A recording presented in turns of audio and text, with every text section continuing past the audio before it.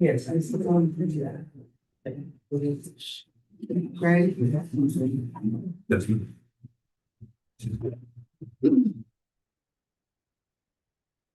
Good afternoon. I would like to call the Henderson City Council meeting for the month of April into order. Madam Clerk. Ms. Champion. Present. Here. Mr. Novens, couldn't be here tonight. Mr. Seifert. Here. Mr. Venable. Here. Mr. Dakin. Ms. Gill. Here. Ms. Walker. Here. And we have a quorum. Ms. Catherine Gill, Councilwoman, please lead us in prayer invocation. Yeah. Invocation and pledge of allegiance.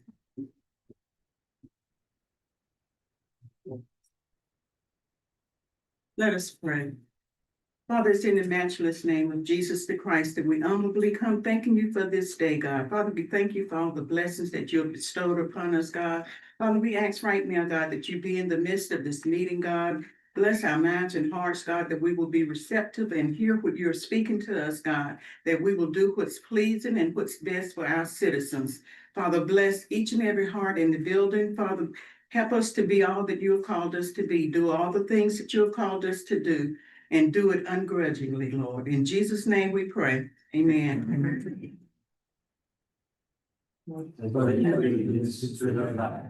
Of the United States of America, and to the republic which it stands, one nation, under God, indivisible, with liberty and justice for all.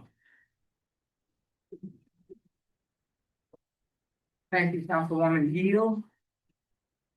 I would like to welcome you all to the City of Henderson's April scheduled meeting. And just for transparency and governance, I'm going to ask the council that you all, because we do follow Robert Rules of Order, please be acknowledged by the chair, myself, before you guys speak out. That's great. We do have some add-ons. The audit presentation, if you guys would like to move forward, they're here to present. So we would need to add this onto the agenda because it's not on there. And I think that was it. Oh, the audit presentation and then the maternal Black health. I'm not going to read the proclamation, but I just wanted to be acknowledged on tonight. Those are the only two things I have. If you guys want to proceed with approval of the agenda with those two add-on items, unless someone has something else. I make a Mayor, we motion. get from the affordable housing campaign, we want it to be added to the agenda as well, if possible. All right, council members, the affordable housing campaign is here. They want to be added to the agenda. What say you all? City clerk, ma'am. Well, I didn't know anything about it, did you? No, ma'am. Okay, with that in mind, then we will have to add them to the agenda next month. Oh, well, let's let the. Gotta make a motion. Yeah, y'all got, Yeah, we yeah, got- yeah. Yeah, we did. You know, The unilateral. motion would, you could make a motion to approve the agenda as amended or to add. You don't necessarily need a motion to not add something. Make a motion that we move forward to the add-ons that has been asked of the council. Second. With clarity is that City clerk? All three. all three, okay, so they're making a motion, Councilmember Venable made a motion to add on both items and the young man.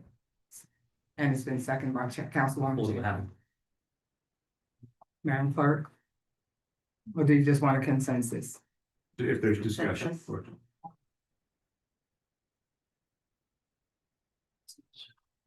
Discussion? Do we know, I mean, We big now. Mayor, may I speak, please? Absolutely, Councilman. I don't know what the agenda, I mean, what the housing is, it affordable housing authority, what, I'm sorry, Affordable what, housing campaign. okay. They have an application with the city, Yeah, so I don't know. I just know they called and I directed them to Pell. Okay, but it sounds like the clerk nor the manager knew of their, I mean, I want to be fair, I want to add anybody who wants to go on there, but it seems like, you know, this is like very last second. Mayor, may I please have? Absolutely. Thank you so much. Well, good afternoon, everyone. And to piggyback off of Councilmember Seifert, I 100% respect the fact that the gentleman traveled to our city council meeting tonight. However, in order to fully give him the respect of his presentation and the contents of that, I would love to consider possibly adding him and preparing well for his presentation next month. I believe that respects him and his again, what he would like to discuss with the council, and it also gives our staff members the appropriate time to prepare for that, but that is simply my suggestion. Thank you so much. Okay, anyone else? Madam Mayor. Yes, You Councilwoman. said you directed him to talk with, Yes, they have plans with the city. I think their plans are on Burwell Avenue, and I directed them to speak with Paler, concerning their plans. I know the plans are here, and that's all I know. okay. Did you speak with them, Mr. Pell? Ms. Gill, I have not had direct, consultation with them as of yet. However, what they're proposing to do, as I understand it, is a concentrated development of about six to eight houses that would be located on Burwell Avenue. Our zoning does not presently allow for what they're proposing to do. And so I would ask for some time for our staff to work with them and see how we can accommodate or perhaps provide for the other. Councilwoman Champion, I'm sorry, go I'm ahead. sorry, it's Councilwoman. not a lengthy, How long is your presentation, sir?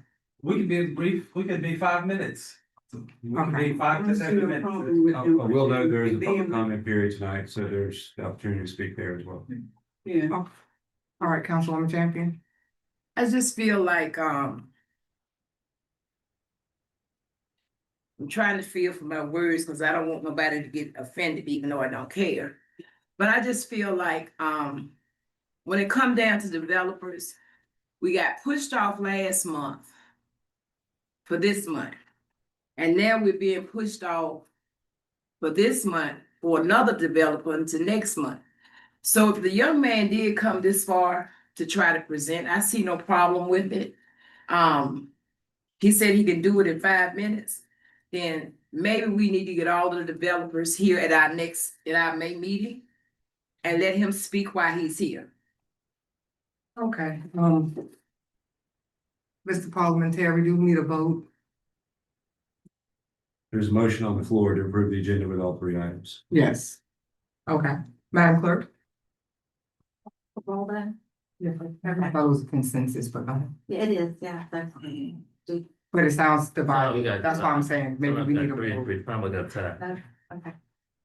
Okay. Ms. Champion, Yes. Ms. Gomez Amina, No. Mr. Seifert, No, Mr. Venable, Yes.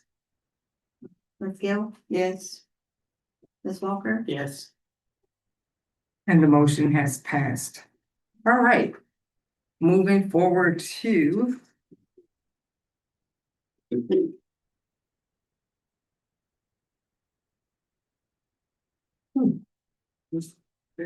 All right, we're gonna move forward to the consent agenda. Do we have a motion? Yes, ma'am. Madam Chair. Mayor, I have something I want to say before we get this done.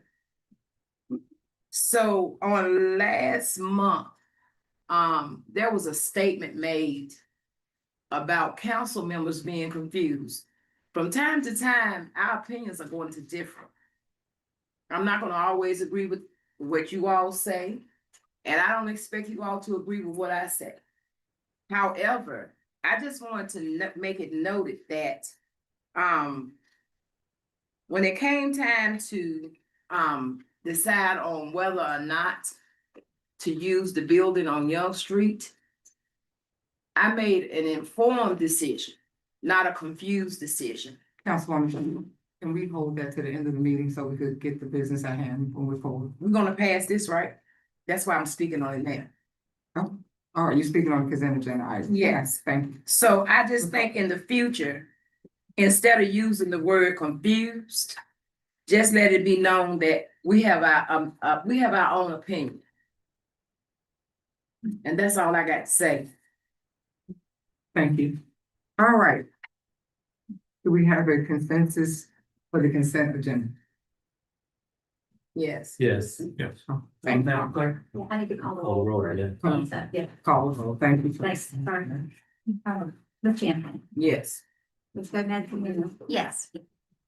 Mr. Seifert. Yes. Mr. Venable, Yes. Ms. Gill, Yeah. Ms. Walker. Yes. And the motion has passed. We are going to add the auditors, if it's okay with the council, right after the presentations, if that's okay with you. Yes. Okay. All right, we now have a public hearing. Tab 2609B, closing a portion of Whitten Avenue requested by Mr. City Manager, Helen Spruill. Mrs. Spruill. Mayor, if I may, where would you like to position the affordable housing campaign? We can put them right behind the audit, Great. if that's okay with council.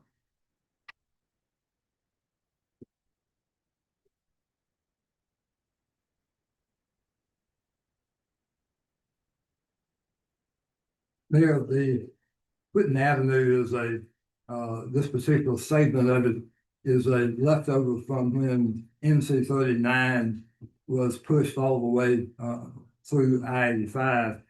And what we're asking for is for the public to have input on that proposed closing. It's roughly about 500 feet that will revert back to the adjacent landowners if you see fit to close the street. Thank you. I will now open the public hearing for CAC 2609, closing a portion of Whitten Avenue. If anyone is here to speak in favor of, you can come forward now. In favor of, you can come forward now. Is there anyone here that would like, you come on forward? When you come up, if you please would state your name, your address, and you have 10 minutes to address the council. Good evening. Good afternoon. My name is Bill Nicholson. I reside at 203 West Anderson Avenue. And my concern is if I can only get out of my driveway to hit Anderson Avenue, and particularly during rush hour, it may take me 15 minutes to get out and make a right turn, and maybe 30 minutes to make a left turn. And my driveway is kind of high strung, so truck can get out easily, but a small car can't, and it's a safety hazard. I've called the city to get that corrected years ago, and the state, nobody owns it. And that's my concern. Thank you, Mr. Thank you. Richardson. Thank you very much. Our city manager will be in touch. Anyone here to speak? Anyone else here to speak for it? It sounded like he was speaking against it. Okay, is there anyone else here to speak for tab 2609B? I will now close the public hearing. Council, how would you like to proceed?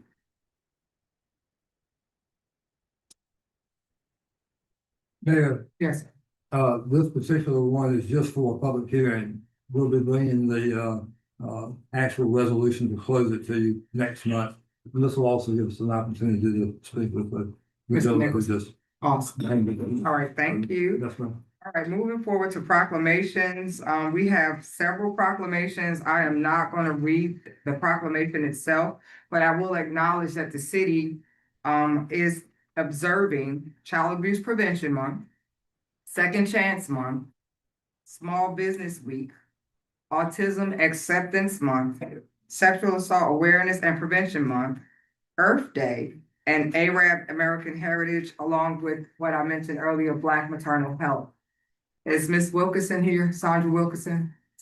Okay, all right, you want to come forward and get the proclamation for small business?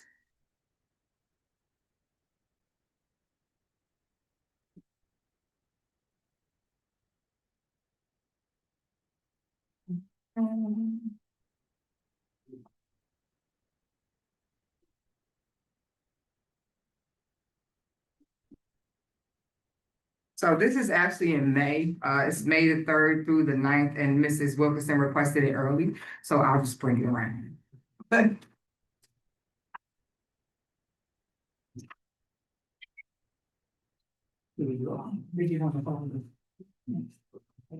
Yes, ma'am.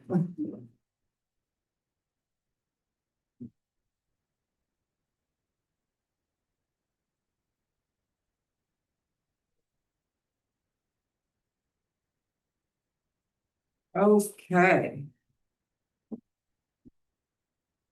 I would like to call up, Mr. Vincent Ragland, please. Mr. Ragland, you can bring your family with you. This recognition, and I want to stress this to the council right now. No one can act unilaterally to make decisions about what's going to be on the agenda because you all work as a board. So it would be great that if you have recognitions for community members that you would run them through the mayor's office. This is being recommended by Ms. Catherine Gill. And this is for Mr. Vincent Ragland. She said you were a totally outstanding citizen in our community, and I totally agree. So I just want to read this. It says certificate of recognition. Oh, y'all, okay, come on, y'all. That's fine. Whereas Vincent L. Ragland Senior, and all of this came from between your wife and Miss Catherine. A resident of the Flint Hill community in Henderson, North Carolina, was raised with strong values of service and compassion by his parents, Lawrence L.T. and Miss Mamie Ragland. Hey, Miss Mamie. He is married to Connie Ragland and they have one son. Whereas he earned his bachelor's degree in business administration from North Carolina A&T State University and a master's in religious education from Shaw University. Whereas he has been a dedicated servant leader in his church, contributed in multiple roles, including serving on the usher board, finance committee as a trustee and an ordained deacon. Whereas he has demonstrated exceptional entrepreneur initiatives through the founding of several local businesses and service organizations. Whereas he established the Reclaiming Our Youth organization, offering college tours and scholarships, and continues to support youth throughout an annual scholarship charity ride. Whereas he has generously supported the community through youth employment, holiday meal giveaways, and he give away a lot of meals in this community. I've watched him cook them, and significant hurricane relief efforts. Whereas he founded the RISE, R-I-S-E, Leadership Academy for Youth, New Horizons Training Group, and the Relay Transportation Group to provide transportation services for Medicaid patients. Whereas Mr. Vincent L. Ragland Sr. continues to exemplify compassion, leadership, and unwavering commitment to the welfare and advancement of this community. Now, therefore, I, Melissa Elliott, the mayor of the city of Henderson, North Carolina, do hereby extend the certificate of recognition to Vincent L. Ragland Sr. in honor of his remarkable service, outstanding leadership, and lasting contributions to prepare the people of our community. Y'all can give him a hand.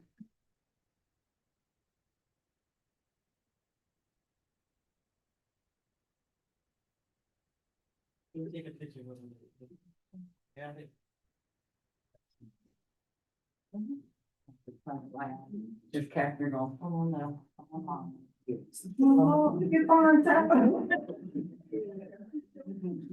Hey, man.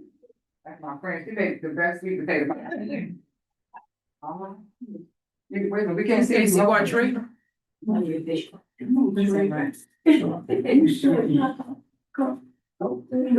say it right. There you go.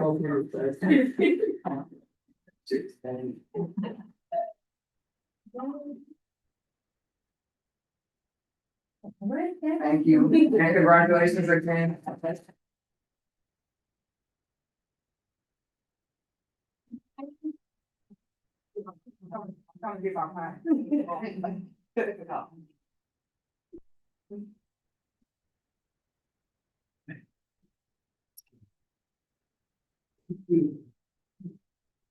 Okay, got a couple of presentations.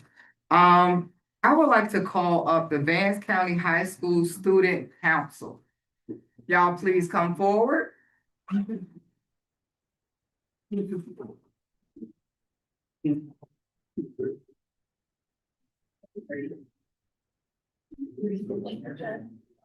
Such an amazing group. I had the opportunity to go and spend about 5 hours with these students at the Vance County Senior High School. They had proposals and I was so overwhelmed with their leadership. We have leaders in our community and they're young. The Roots program. You want to share a little bit with that about the council? Go ahead, say it. Okay, so I have a program that I want to start, the people program. So we're arts and we're arts, is basically going to be community creative studio. You give the kids opportunity to learn things like music production, and voice engineering, filmmaking, live art, digital art. Stuff like that, so we can get them opportunity. I'm gonna read it, you know, just want to get them to read. So what I'm saying, they can stay out the way. And Rooted Summer, I want to use Rooted Summer as more so as a launch pad for me. It's gonna be like a pop-up and play. We have games for kids that can come out there, the tickets, the gifts, things to say. But it's just a way of bringing community together. I just want to see everybody come together. My turn.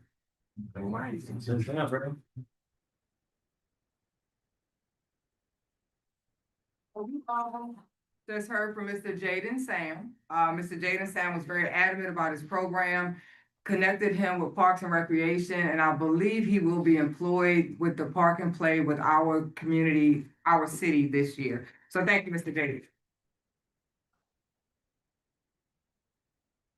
This is on everybody's certificates. I don't want to read it. Hey, Kyle, I don't want to read it. But I'm going to just say it one time, then I'm going to give you all your certificates. Is that okay? That's okay. You guys were amazing. I want y'all to know y'all are definitely leaders and I believe in you. This city believes in you. Vance County High School Student Council is a diverse group of student leaders who work with staff to elevate student voice and strengthen school culture. They lead major school events, support services, and participate in community and high school-wide initiatives. This year, they excelled in representing Vance County High School through engagement with community leaders, including meaningful discussions with Mayor Melissa Elliott, along with Dr. Stephanie Askew.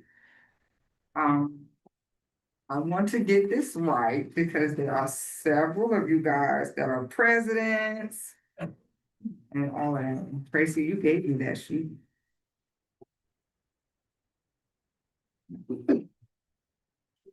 Okay, well, let's see. All right, so Mr. Jaden Sam. Andrea Bullock. She is the president. That's the president. Raise your hand, Ms. President. Right. She said she's gonna run for city council. I told her, please do. Zaria. Joe. You're welcome. Collins gonna be able to grow up. Nurse and soccer/track player. Where's my attorney? That's my attorney that's going to NCCU. All right. So that's Kyle. And Naya. And I don't see Maria. Oh, There's a go. oh, there's Maria. Hey.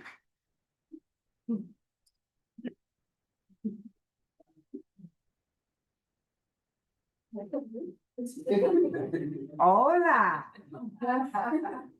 What's that? I feel great. Camera. All right, let's get it. Muy bien. So this is the student council government at Vance County High School. Are y'all teachers here? Miss Burwell.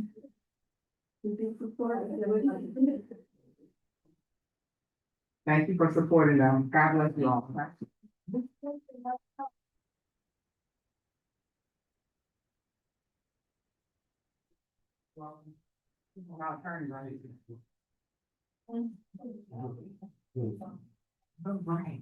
Moving down the line.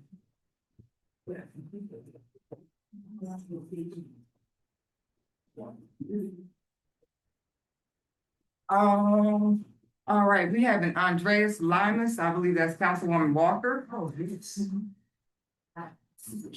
Thank you. Thank you very much. Oh, hi. Good afternoon, everyone. And if Mrs. Lima can also come up here. Good afternoon, everyone. may I present to you 14-year-old Andreas Lima, a student at Henderson Collegiate Middle School. Henderson Collegiate High School. He always tells me don't forget the high school part. But let me first read his certificate of recognition. This certificate of recognition is presented to Andreas Lima in recognition of his exceptional accomplishments and talents, a strong commitment to addressing community, environmental, and transportation issues, and impactful leadership as a young leader in this community. Signed, Tammy Walker, Mayor Pro Tem, the City of Henderson. And congratulations to you, Mr. Lima. Let me all just very briefly, and then Mr. Lima is going to speak. Mr. Lima came to me recommended by Councilwoman Ms. Gomez Jimenez. And his many accomplishments at such a young age, and his passionate commitment for what he believes in, which is environmental safety and transportation issues here. So he will briefly explain to you, instead of me telling you what his passions are, I'll let him speak to about it. But thank you for even having an interest in government. Thank you for making environmental safety one of your priorities. And briefly, let the city know a few of your passions. If you come up, Ms. Leon. So this family, this beautiful family is from Brazil. And they've been in Henderson for 8 years. And we were communicating, we had a meet and greet the other day, and we were communicating quite well, and we didn't need a translator until Ms. Lima started to tell me what she wanted to see changes in Henderson. And she was going so fast, then we need a translator, but I love your passion. Thank you for being a part of the city, and thank you for having such a great son. And Mr. Lima, would you just go ahead and speak on your passion to the council? Thank you. Thank you, City Councilwoman Tammy Walker. You're welcome. And then thank you, of course, City Councilwoman Kelly Gomez Jimenez for referring me to this initiative. And as she said, I have two main passions here in Henderson about our environmental safety. And the action I've done to take care of that is through my environmentalist club at my school. So I founded an environmentalist club at the beginning of the school year at my high school. And I just want to make sure that people that, especially our youth, since this is going to be our future, that youth, we can be able to understand that there's a lot of things going wrong, especially with our environment, climate change, all of these sort of issues. And first of all, become aware of that, learn about it, have information, and then go out and do change, go and do actively change. And on the second point about transportation, I think it's also very important for youth to be able to have, not only youth, but the whole city, to have public transportation, sidewalks, ways that we can be car independent instead of car dependent.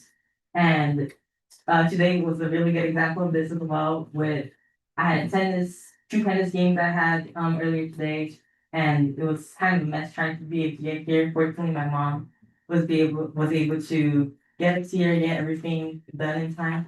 But just having those buses, having a sidewalk parking lot, maybe if I need to go just a quick trip instead of having to go on a car.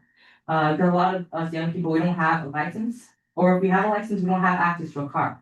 So it can just make our experience in the city a lot better and make the experience of everyone who maybe you're not able to drive, you're able to take public transport and get to the places you need. Thank you.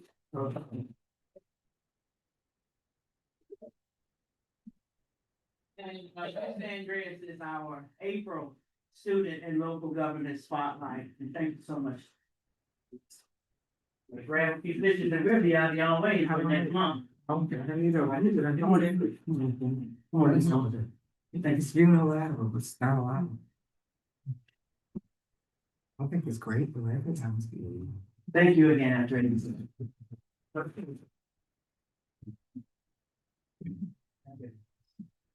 Congratulations. See you, Mrs. Ling. Thank you, ma'am. All right. Last but definitely not least, Fire Captain Randy Owen, come on up.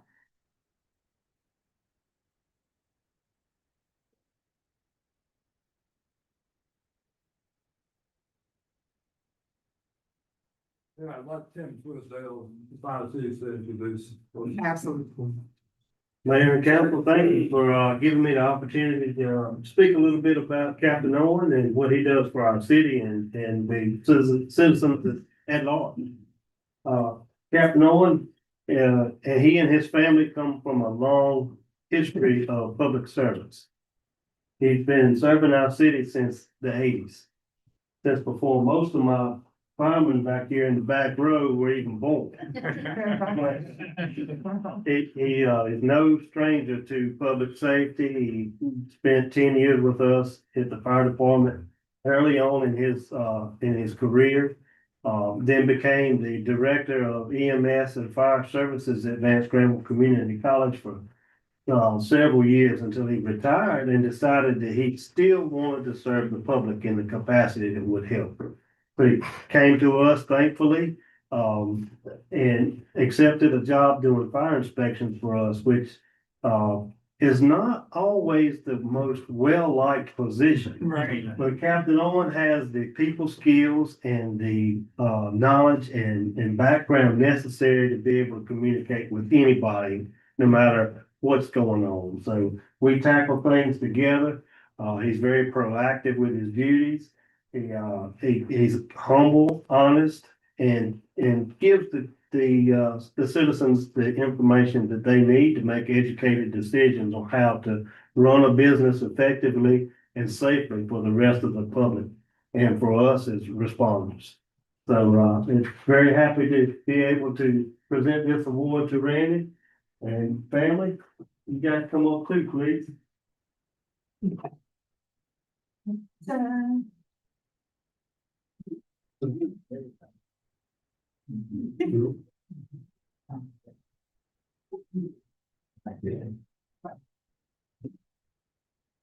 Before we take the final picture, we'll get the rest of the guy. Just wait, come on over here. But Captain Owen, we want to give you this for the achievements that you have made for our department, the leadership that you portray for our staff and the public, your positive attitude, and you'll never back down from a challenge. So that's definitely needed in our jobs. Not only does he help us do inspections, but we find ourselves on fire scenes together. He does an investigation as part of the team, and he's a very good asset to the citizens of Henderson. Yeah.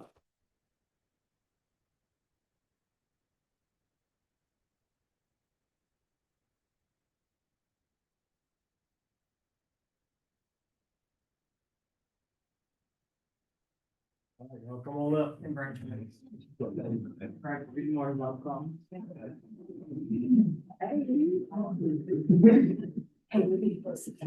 Oh, everybody's good. You wait down.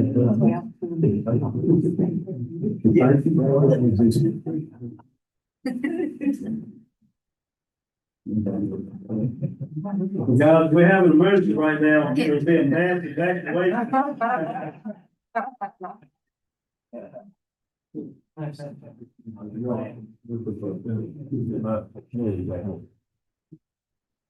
Yes.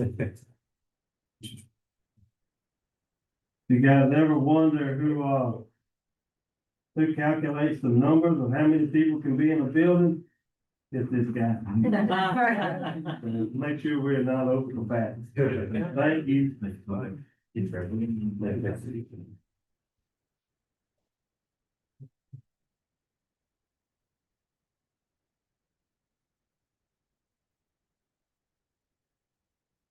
Amazing, amazing, amazing. Pam, are we gonna let the young man go before the audit or?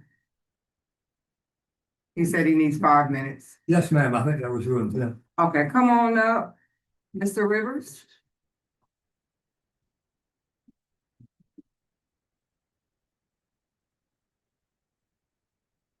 Good afternoon, council. First, I wanted to say thank you guys for letting us present today.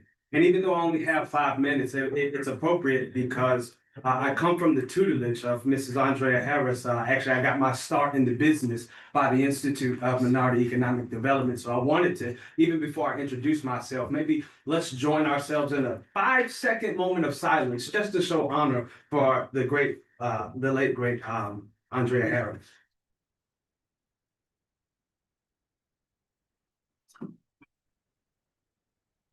Thank you. Welcome. My name is Chris Rivers. I'm president of the Affordable Housing Campaign, and I'm an unlimited general contractor.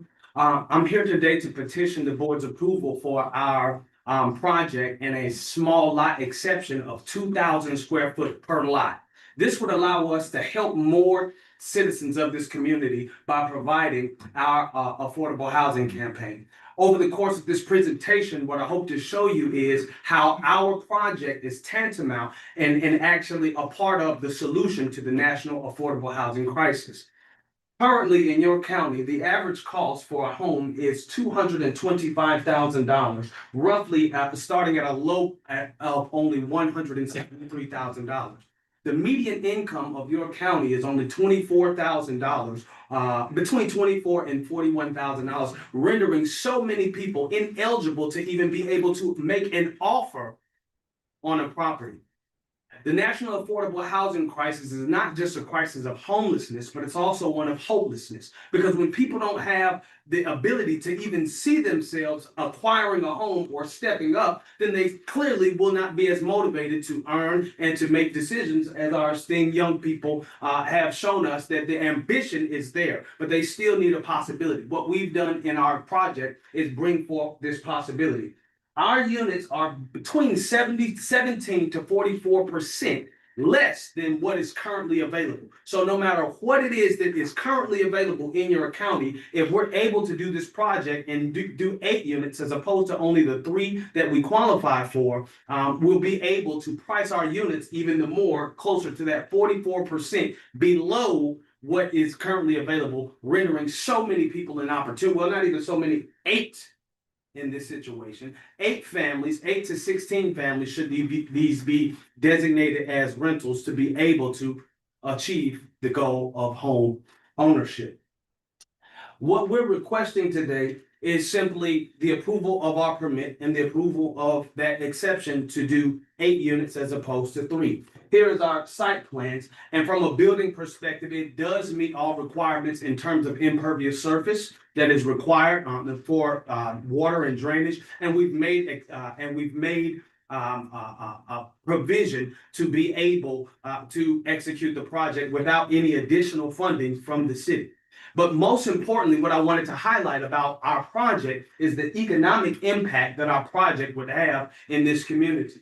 Being able to create at least 17 jobs. These are not jobs that are dead-end jobs, but these are jobs that are trades jobs. These are jobs that will provide members of the community with a solid foundation and an opportunity to grow a career in construction. Also, we're going to be doing $1 million worth of land improvement. Once again, this increases the tax base, the property tax that you're able to collect from us in owning this property. And then lastly, we are going to spend estimated at least $100,000 with local vendors in building materials and suppliers. So it doesn't just benefit us, but really and truly it benefits the people of this community. As I close out, I would love to just address a few of the objections that we've received in putting forth our application. One of the objections have been that the UDO does not permit for tiny homes. However, I would like to inform the board that the housing crisis and the problem of affordable housing is a problem. It's a math problem. It's a math problem. It's a simple math problem. If you want housing to be affordable, then ultimately with the cost of building increasing, units are just going to get smaller. So for us to reject proposals on that foundation is anti-affordable housing, and it kind of doesn't represent the best interests of the people that we can help in the community. So we're able to do these things, and then also the other objection was the parking. We're just requesting an exception, or we will agree to make a restriction on lessors, leaseors, or purchasers in terms of who is able to park in the community, or if they're able to not just not able to drive. As the young man just said, we're going to a place where they don't even want to drive. So parking may not be as big or as important an item as possible. So we're just requesting that approval, and then moving forward, we would love to have conversation about possible programs that makes it more equitable. for students, for people to participate in home ownership, such as home ownership subsidies, such as builder tax credits, and neighborhood improvement grants. But we're not relying on those to advance the project. We just need the approval to do 8 as opposed to 3. Thank you guys for your time. That's our presentation. Thank you, Mr. Rivers. Thank Mr. you. Rivers, quick question. You do own those lots, correct? Yes, ma'am. All right, thank you so much. Our city manager will be in touch. Okay. Thank you very much. All right, we have our auditors here. Come on forward. Thank you for having me. My name is Hunter Wiseman. It's my pleasure to represent TPSA in the presentation of the City of Henderson's 2025 audit results. In front of you, you should have a copy of the presentation summary. It's this my packet here, and your audit report. Tonight, we're going to be following out of the presentation summary. The information that is contained within is also found in the audit report or in preceding year's audit report. If you will, open with me to the agenda. We're going to start by covering our AUC 260 letter, then go over the audit results, any required communications to the board, and then there'll be an opportunity for questions and comments before the close. Flipping now to page 1. You'll note that we've audited the financial statements for the governmental activities and business type activities and each major fund and aggregate remaining fund information for the City of Henderson's year ended June 30th, 2025. Jumping down to the middle of the page, I do want to note that in performing our audit, we are seeking to obtain reasonable rather than absolute assurance about whether the financial statements are free of any material misstatement. We have considered the internal controls of the board solely for the purpose of determining our audit procedures and not to provide assurance concerning such internal controls. Now, there are 2 new items in the AUC 260 letter this year that I do want to draw your attention to. The significant risks identified are for every unit. They are not unique to City of Henderson. And those risks are potential of management override of controls. And then flipping to page 2, the potential for improper revenue recognition. And again, I like to stress that does not mean that we have identified these in the City of Henderson, but they are potentially in every single unit. Going to the significant accounting policies, I do want you to note that the city adopted GASB statement number 101, compensated absences, and GASB statement number 102, certain risk disclosures in the current fiscal year.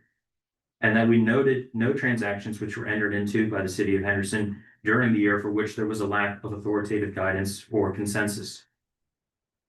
Going down now to our significant accounting estimates. I do want to note that a significant estimate for the city is the allowance for doubtful accounts, compensated absences, and depreciation expense. As for financial statement disclosures, again, I do want to draw your attention to GASB 101, which is disclosed in the notes to the financial statements.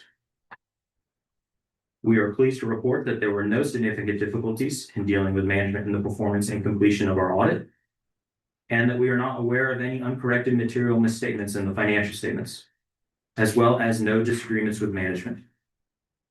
We received management's representation letter dated March 25th, 2026. Going now to page 3. We are not aware of any consultations with other independent accountants during the course of the audit. And then our other significant matters, findings, or issues. So we do have a few to cover. As I'm sure everyone is aware, in February 2025, the city experienced a significant cyber incident that resulted in the loss of records and a disruption to daily operations. As a result, the city was not able to provide some items that were selected for testing. Additionally, the city was not able to issue utility bills for several months. Once the program was available and the city attempted to catch up the billing, they prepared a consolidated bill to catch up accounts. In doing so, they forwent the minimum billing amount for the few months, only charging one minimum fee and the usage for the period. That is finding 2025-003. We do also note that the city is carrying significant utilities balances that are over 90 days old, and that measures should be put in place to try to collect on those old receivables.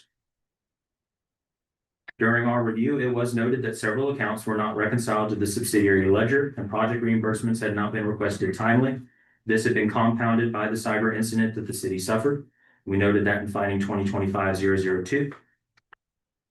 We also note that there were reported budget violations in the general fund for debt service and city garage and the regional water system fund for debt service and the Regional Water System Project Fund, per lake assessment and debt service. Most of these were from not sufficiently budgeting for year-end accruals. That is finding 2025-001.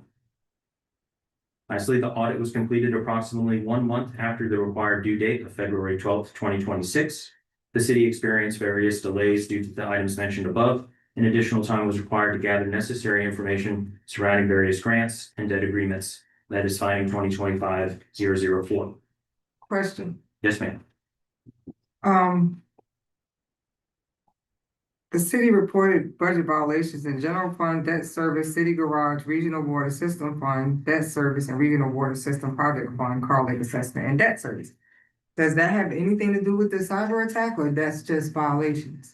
They're not directly related to the cyber attack. They're actually, they're related to year-end accruals that have to be made at 6:30. Now, while I say not directly related to it, whenever the cyber incident happened and that delays processes, it makes it harder on the finance staff to be able to properly evaluate year-end accruals at that time. Now, unfortunately, we do still have to assess the budget violation when it occurs, but obviously that cyber incident, it had wide stretching effects on everything that the city was doing at the time. Okay, thank you. Yes, ma'am. I do want to note here that the LGC is no longer going to initiate communications about concerns or findings that were formerly considered unit letters. But after 60 days after this meeting, the board will be expected to submit a response for the 5 FPICs that were identified. And we will cover these a little bit later in the required communications. Flipping now to page 4, I do want to note that this information is intended solely for the use of the mayor and the city council of the city of Henderson, and is not intended to be and should not be used by anyone other than these specified parties. Going now to page 5. You can see that there's a breakdown of 5 years of financial information. I'm going to cover specifically fiscal year 2025. Following this breakdown, there's also charts which break it out in a graphical form, and it's a little bit easier to compare year to year. The total fund balance for the general fund as of June 30th, 25 was 14.1 million. The unavailable fund balance, which is non-spendable, restricted by state statute, or restricted for Powell bill, was 4.4 million. Committed and assigned fund balance was 4.2 million. General fund expenditures, when including transfers out, less any loan or proceeds, release proceeds, was 22 million. And fund balance available as a percentage of general fund expenditures was 44.13%. Revenues over and under expenditures before consideration of transfers and contributions. In the general fund, a loss of 1.4 million. In the water fund, a loss of 174,000. In the sewer fund, a loss of 967,000. And in the regional water system fund, a revenue of 1.4 million.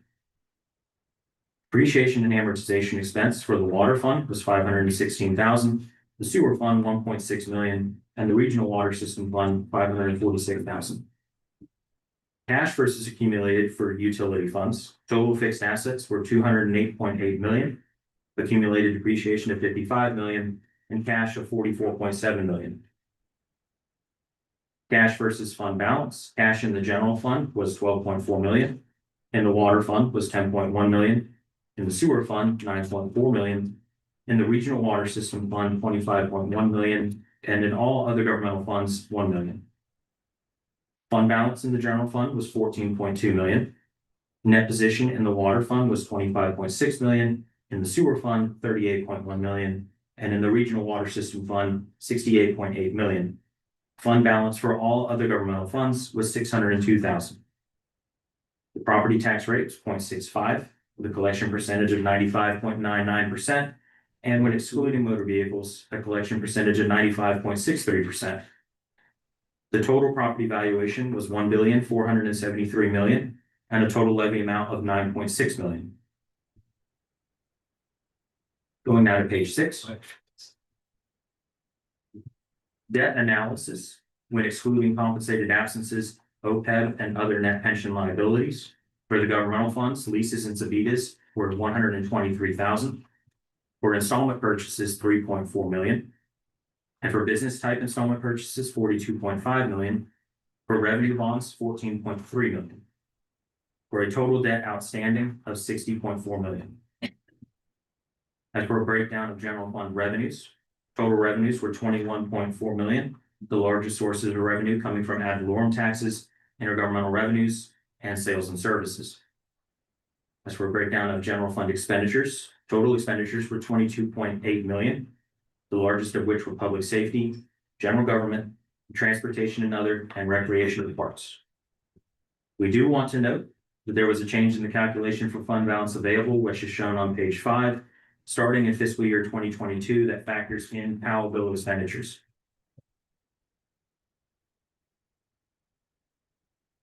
Going now to page 7. You can see that total fund balance did decrease from the highs of 2024, though it is still up from the preceding 3 fiscal years. And unavailable fund balance has risen from 2024 and is at its highest level in the 5 fiscal years presented.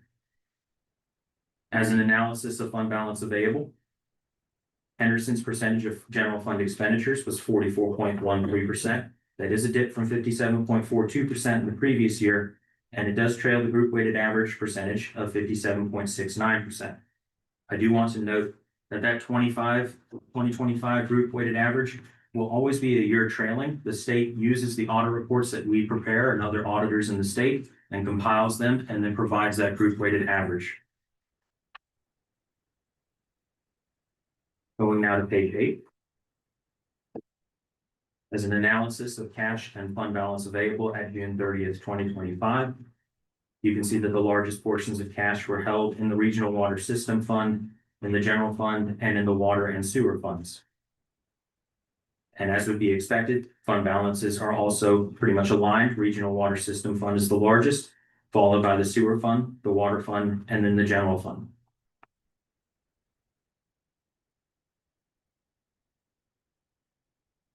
Page 9.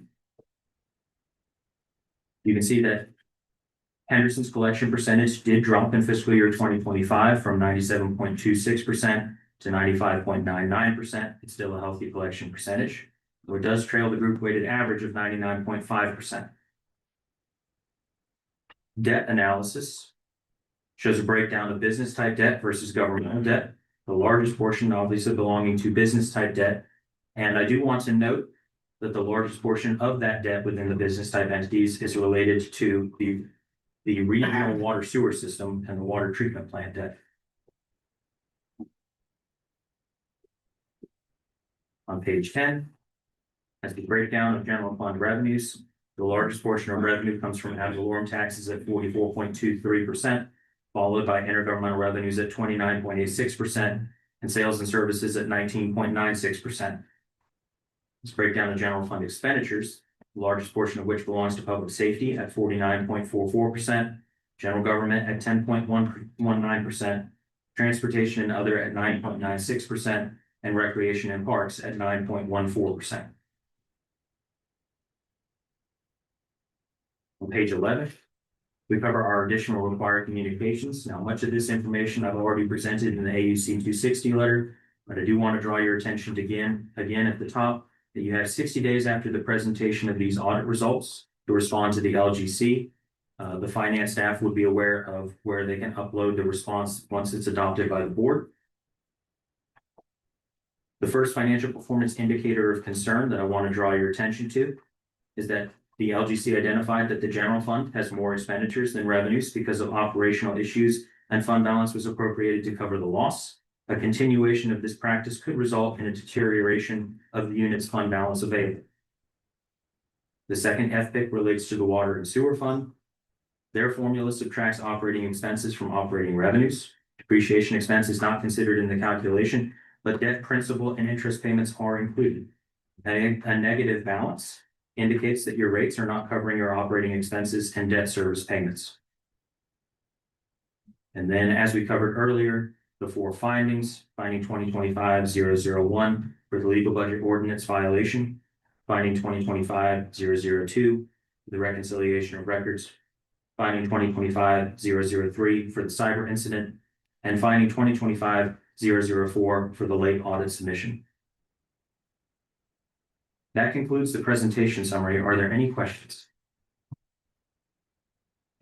Yep, I wonder what 1% of 1 billion. Anybody tell me that real quick? If we collected 1.27% less of over $1 billion of property valuation. So that'd be how much property tax we did get into it. My mind's not working real well, so 1% of $1 billion is not a million. Is it a billion? Yeah, so that's $1 million we didn't collect property tax this year. And I guess my question would be economy. I guess my statement.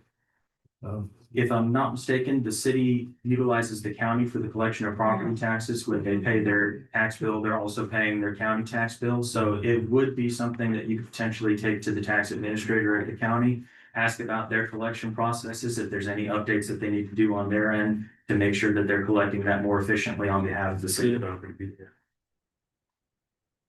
Any more questions, Council? So I guess my other question is this sewer and water.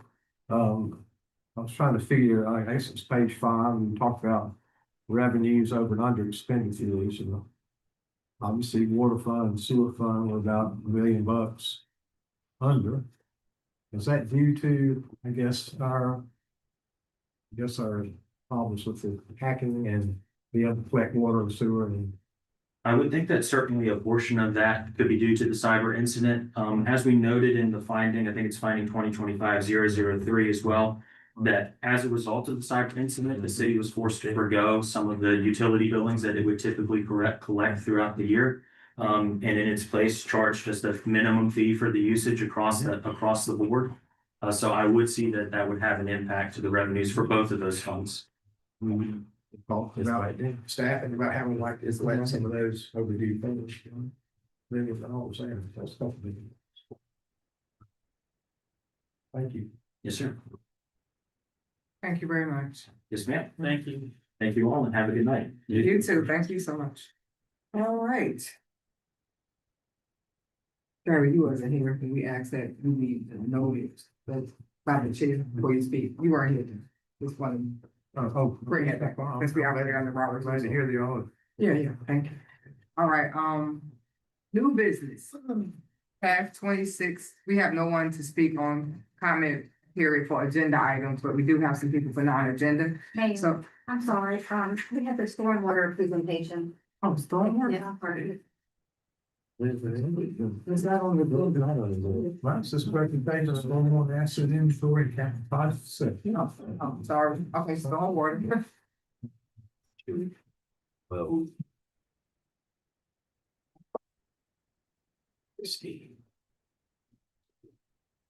You just know.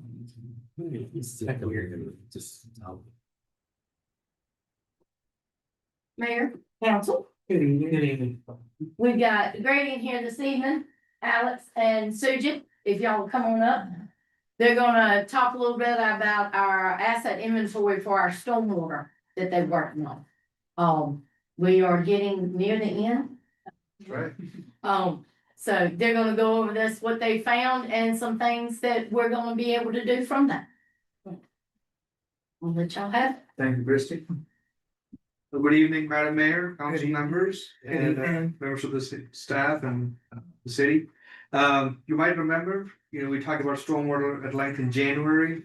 Different facets of it. What is the permit like? What does it mean to control the stormwater? How does the city manage the permit?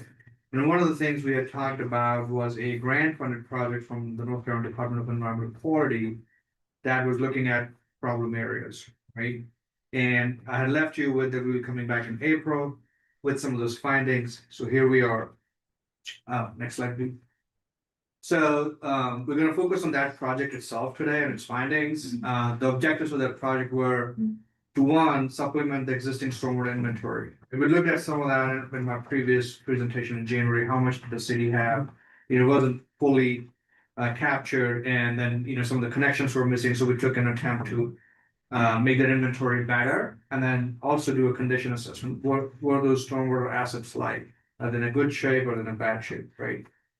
And then we developed a risk-based prioritization criteria. So we looked at, okay, what is the likelihood of this stormwater pipe failing, and what does it affect? Is the whole parking lot going to go down, or is it somewhere where it does not affect anything? And that plays into the rankings of the projects. Then we developed a model, a computer model, and I think I touched on it in my presentation earlier as well. We took the city and the surrounding the watersheds that we have and said, okay, in this much rain, this is where the water's going, so this is how the pipes are flowing. We took that into consideration as well for evaluation and developed a list of preliminary projects that the council can look at, you know, in terms of addressing those stormwater problems in the city. Now, of course, you know, some of these were validated by the city staff as well on the flooding issues and things. And Alex is gonna get into a little more detail on how we went about each of these steps and how we estimate present some of those projects to you today. We couldn't present all the projects because it'll take a long time. We do have the draft report submitted to the city staff, so they're looking at that and happy to answer any questions of the presentation. But Thank you. Good evening, Mayor and Council. Good evening. As Suji had said, I'm gonna go through a couple of these, go through each of these objectives briefly. Next slide, please.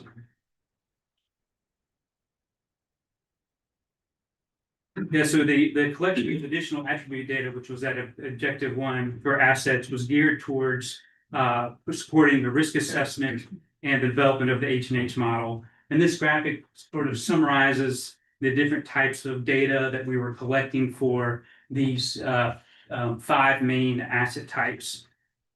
And so the focus of the data collection was within the city limits, and it also it did exclude DOT or privately owned assets. In addition, the field inventory was limited to pipes greater than 12 inches and excluding driveway culverts and associated roadside ditches. And since the city had really good aerial imagery, and they had already, as we mentioned before, had mapped a lot of their assets, we were able to do a lot of this inventory using aerial imagery and our mobile devices, which allowed us to move pretty quickly. Also, since widespread flooding has not historically been, we realize there's localized flooding, but widespread flooding has not historically been a concern at the city.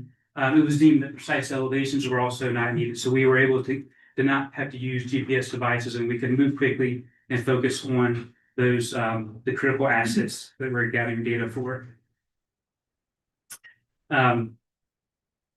So the field inventory was limited to assets that we could assess visually from above ground. We also used a 360 camera, like we could pull grades and manholes and look down them with that 360 camera. But in addition to that, visual assessment, the city at times did do CCTV to support the assessment. When I say that, I mean subsurface pipe video. And finally, we also collaborated with our partner, Joyner Keeney, who was doing a survey for the S-Line project corridor. And we were able to use some of that data to inform our H&H modeling effort. So next slide, please. So apologize for all the words on this slide. Our goal with the condition assessment was to develop an approach that was customized for stormwater and customized for the city, use the existing software tools, and could be applied efficiently, but also consistently. And again, sort of the point of this slide is that we as part of the inspections and condition assessment, we did both a structural and an operation maintenance assessment. And each one of those were given a score from 1 to 5, with 1 being very good and 5 being very poor. Both of these scores, and you can read all that text there, but both of these scores were based on the quantity and severity of defects. This is very similar to other type of condition assessments. One is the pipe assessment certification protocol developed by NASCO. Our approach is a little simpler than that, because we wanted to move faster and get information on critical assets as quickly as possible. But it was also customized for stormwater assets. So this overall condition score is a weighted average of that structural and operation and maintenance score. Next slide, please. So for the risk assessment, we estimated what's called business risk exposure, or otherwise BRE. And it's a measure of the asset's potential for both failure and criticality. And it's simply a product of these two metrics: probability of failure and consequence of failure. And the probability of failure is a direct correlation to the condition assessment about the last slide. And the consequence of failure is a metric that's calculated based on, I don't know if you've ever heard the term triple bottom line, where they have the environmental, social, and economic factors. So it looks at all those different factors, and then we for each asset type, and then we assign a score for each asset and come up with a consequence of failure. And so those two together create the or products together come the BRE, or business risk exposure. And as you can see on this figure, a score of 1 for a BRE would be a negligible or low risk, and a score of 25 would be a high or extreme risk. Next slide, please. So this graphic shows a summary of the inspection and condition assessment results for our inspections that we conducted between February of 2024 to July 2025. And we completed a total of 216 inspections during this time. And it showed in this graphic here, the highest number of inspections you can see were performed for storm inlets, while the lowest number were for storm channels. Manholes exhibited the highest proportion of assets rated in very good condition, whereas pipes had the greatest proportion rated in very poor condition. It should be noted here for your information that a lot of the pipes that we assessed, they were visually, so a lot of them were culvert-like, where they have, open ends on each side and they go underneath the roadway. So if those were reclassified as culverts, this graphic could look a little bit different. I should also say, I guess the stormwater channels was the only one that had no very poor ratings, which is good.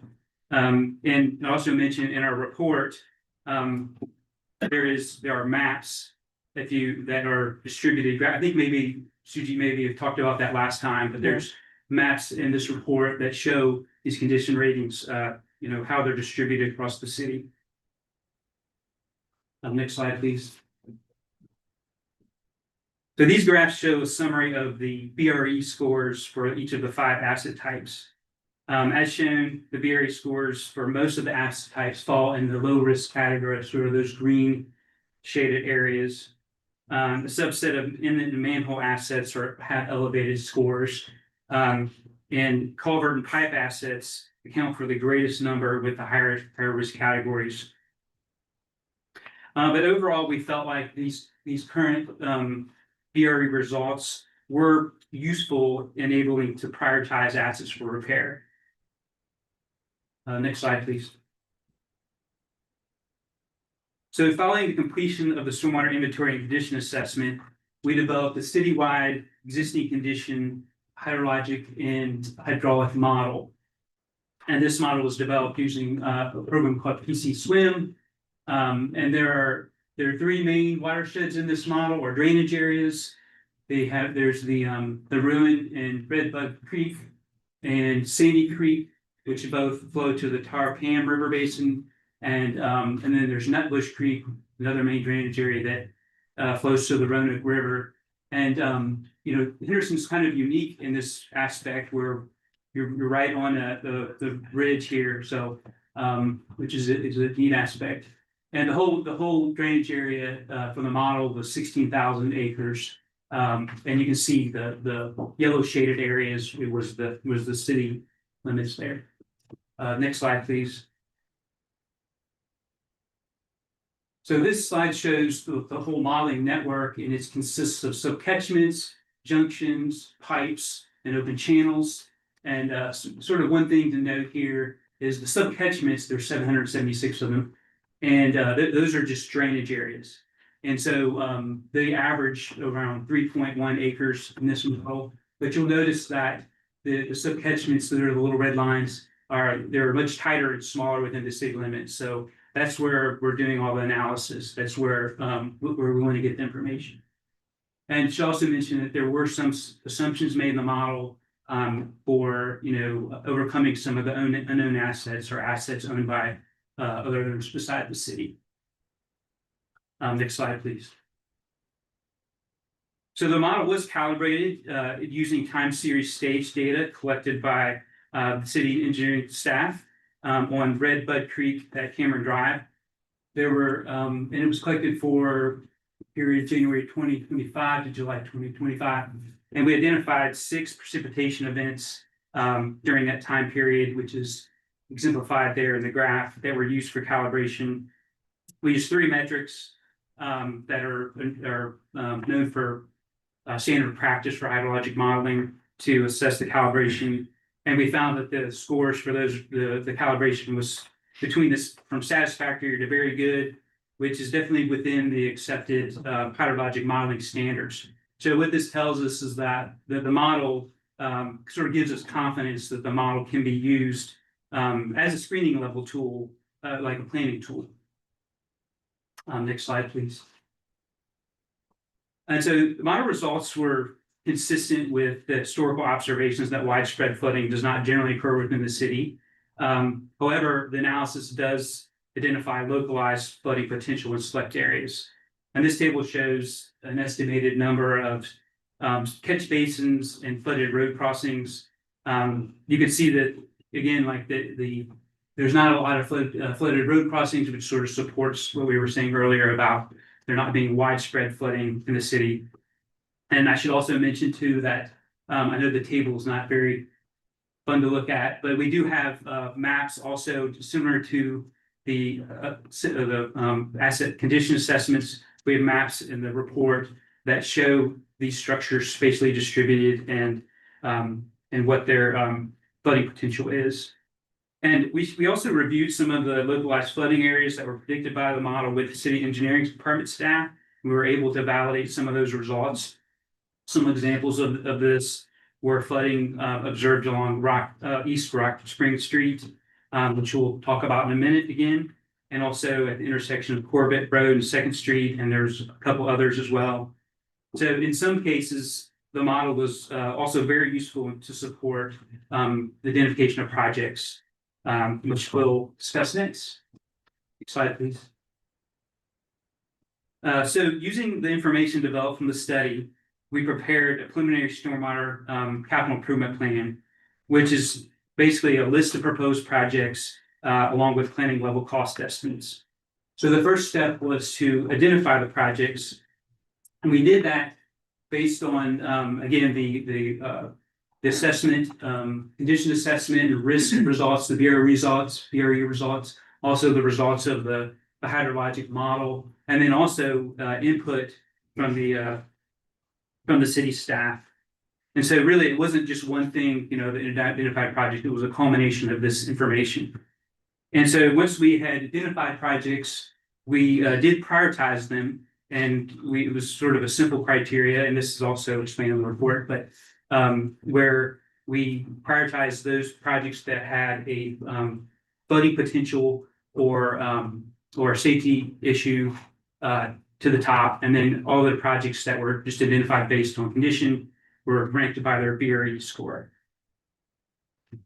So once identified, we developed project layouts or maps, and those helped us to understand what the scope of the projects might be and what might be needed for improvements. And then we used those to develop some preliminary planning level costs. And those together would be our preliminary stormwater CIP. And overall, we identified, I think 2G mentioned this, we identified 13 projects that are in the report. And we'll go over just a few of them now. Next slide, please. So I mentioned earlier East Rock Spring Street. This is an example, again, where flooding was predicted by the model. And flooding was also observed by the city. So the project is to replace the corrugated metal pipe along East Rock Spring Street and associated structures with upsized reinforced concrete pipe and structures as well.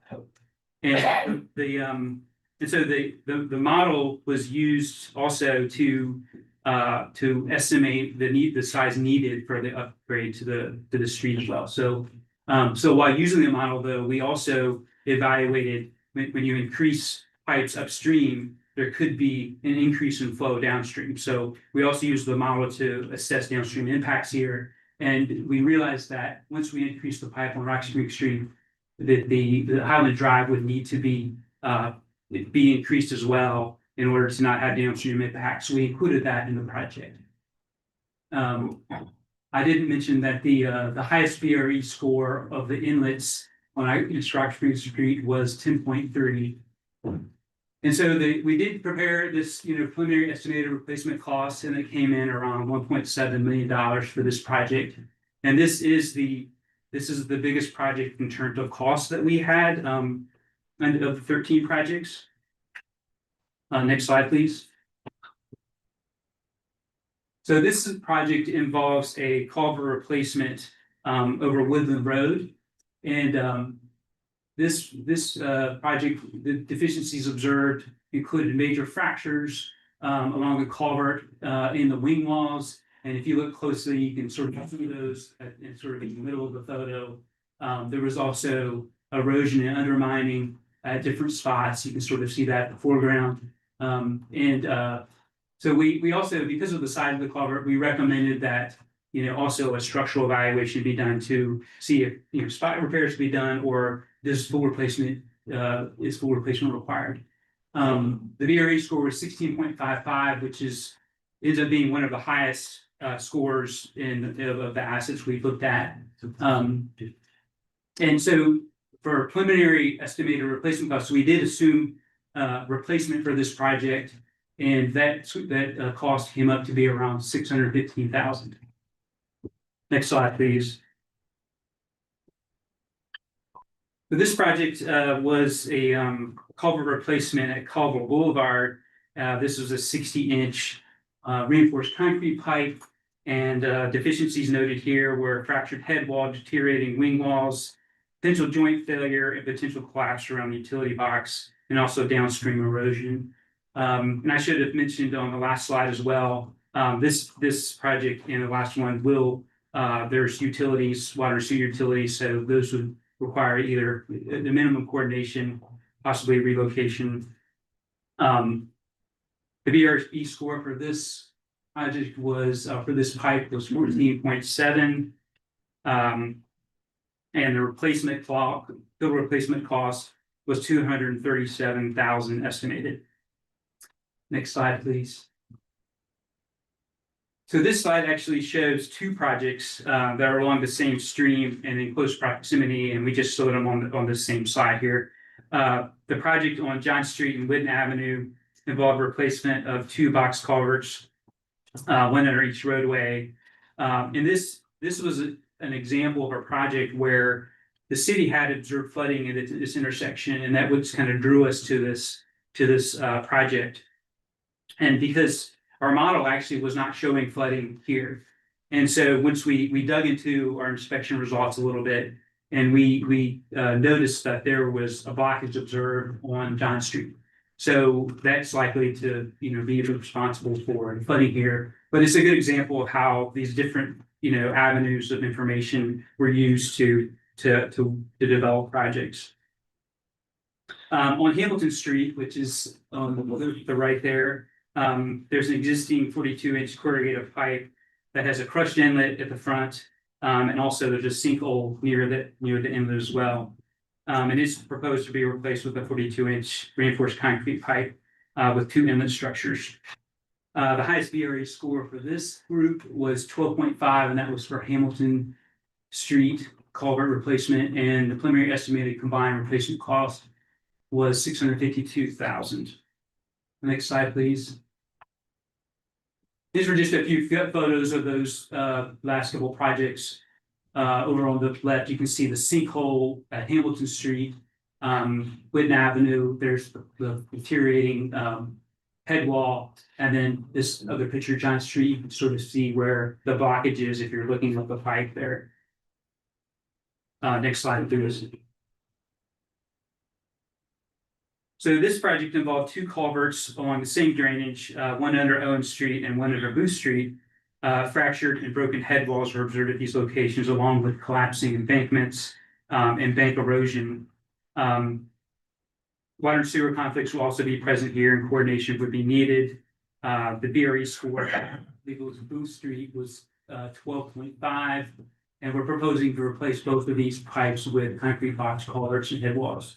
Something to note that could affect, effort and cost on Owen Street is that those residences are served only by Owen Street, or it's the only way in rather. So traffic control would need to be taken into account. So again, that's just would affect, effort and cost.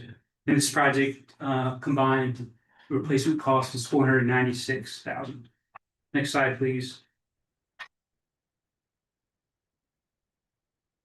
So this project involves actually 5 different inlets. We look through our inspection data and look for areas that would either be sort of rapid deteriorating type conditions or potential safety concerns. And we came up with these 5 inlets, and they're sort of different parts of the city. The higher SPRE score of the 5 inlets was 9.4, and that was for Oak Street, which is the picture on the left there. And then the lower BRE score was 8, and that's for Ridge Road, which is the picture on the right. And the preliminary estimated combined replacement cost for these 5 projects was $282,000. And we sort of combine these because by themselves they'd be pretty small projects, but putting them together made it a larger project. With that, you should have some closing remarks. Thanks, Alex. So hopefully you guys found it really interesting. Speak of the infrastructure, right? Very I know it's interesting. easy to fall asleep in that country. No, it's Sorry about that. it's very interesting. What I noted, just by looking at the street names is that most of the streets that need the most work are in our impoverished parts of the city. And that was very, very evident watching the slideshow. Very good, yeah. Yeah. So, like Christy said, we're towards the, end of this project. So any input you all have today would be greatly appreciated. And of course, we're here for question and answers. I think you all have a copy of the report. All 153 pages. Uh, I have a question. When it comes to, let's say, any particular project, what is the majority of the cost? Where is the majority of the cost coming from? It's not the reinforced pipes, it's. So there's the design, The the design. survey, the permitting, and the construction. Right, 4 components. So generally, construction is the major cost. And then the way the planning level cost estimates we did was the design, survey, and permitting was 1% of that construction cost. So we would have, numbers from different places, right, from the bid tabs, and there's like RS means industry standard prices that's adjusted for different areas. So we'll take those and we'll say, okay, there's 100 foot of pipe that needs to replace, which is this size, and whatever cost it comes up to.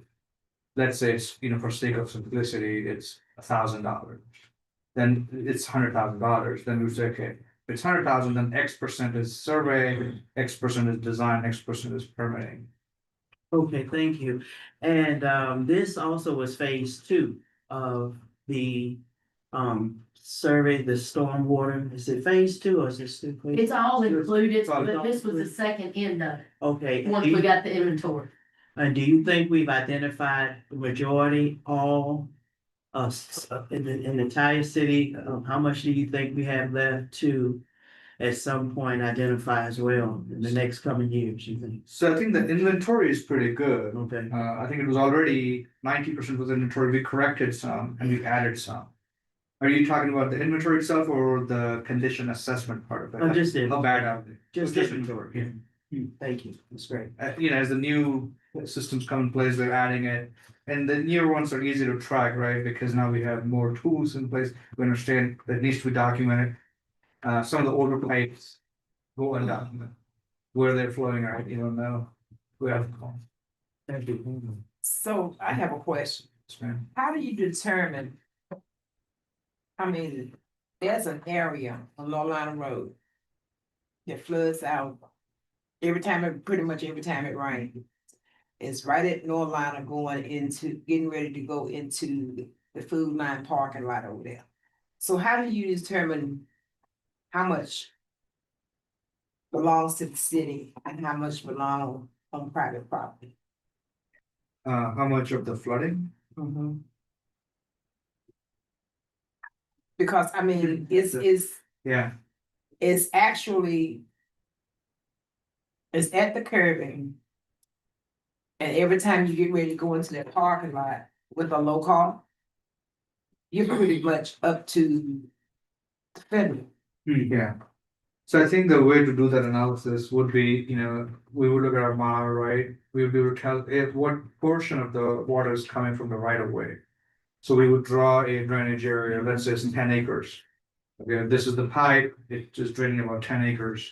And then based on that, we would be able to determine if the right of way, the city right of way is putting water onto the private property, and if so, how much? That would be one way to partition that versus how much of that is private property contribution. Cause it's in Ward, what ward you in? 4. It's in Ward 4. Okay, But like I said, that was not listed, I think. yeah, we can look at that. So I mean, that's useful information for us to have. Can you remind me the street name again? It's North Road at the, Northern Road. Okay. entrance to Blue Line. Okay, got it. That's the Okay, well then, so that's a great point. There were some flooding that was predicted by the model that was in DOT right away, it was part of DOT, so we, didn't include that. Right. So I think you probably need to contact the division for that. Excuse me, once again, that was a portion of my question. How much were Department of Transportation streets and how much were city-owned streets?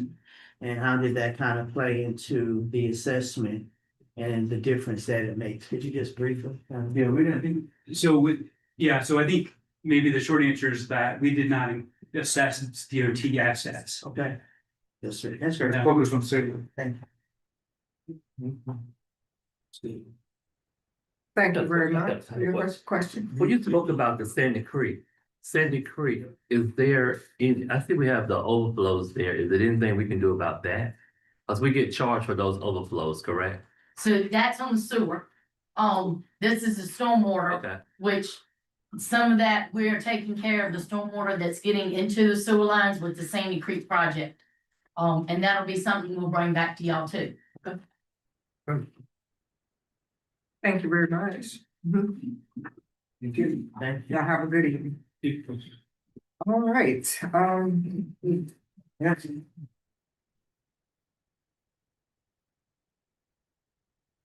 We don't have anyone to speak on agenda items, so we'll move forward to our new business. Tab 2622. Recognizing the service of former council member Sarah M. Coffey and dedicating the Purple Heart flagpole located at the Henderson Police Department in her honor. Mr. Manager. Mayor, thank you. As you know, Councilwoman Coffey has been a long-term participant on this board. And it was felt that her stepping down this past election that she should be recognized and awarded for her contributions. And so I'd like to ask actually our police chief if he would come forward. Marcus, are you nearby? Thank you, fellas.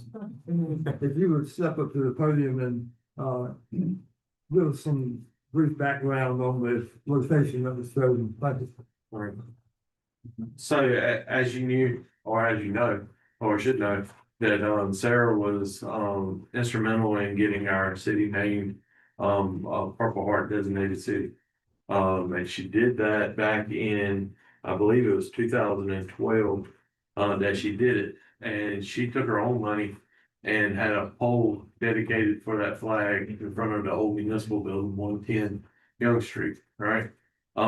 Since then, Mayor Elliott brought it back before the council and we dedicated a single flagpole out in front of the police department. And that has stood for a couple of years now. And we purchased the flag for it and it flies today. But it's in honor and recognition of everything she's done and also all the heart and everything that she's put into the military, veterans of the city, animals of the city, and toys of the city. She's dedicated a lot of time to us. And she's done a little bit of everything, believe me.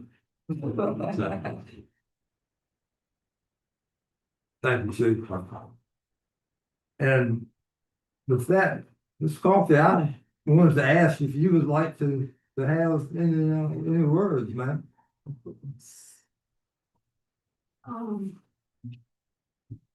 I'd like to thank everybody for doing this. It means a lot to me. It meant a lot to me to get our flagpole up there. It meant a lot to me to serve our country in the military for as long as I did. Y'all know I was up here 17 years with you. You know what I stand for. You know what I've always stood for. Honesty, freedom, bravery. I believe everybody should be treated equal. I've always believed that, and I know that many of you believe the same way I do. I'm really glad that we got our Purple Heart initiative taken care of.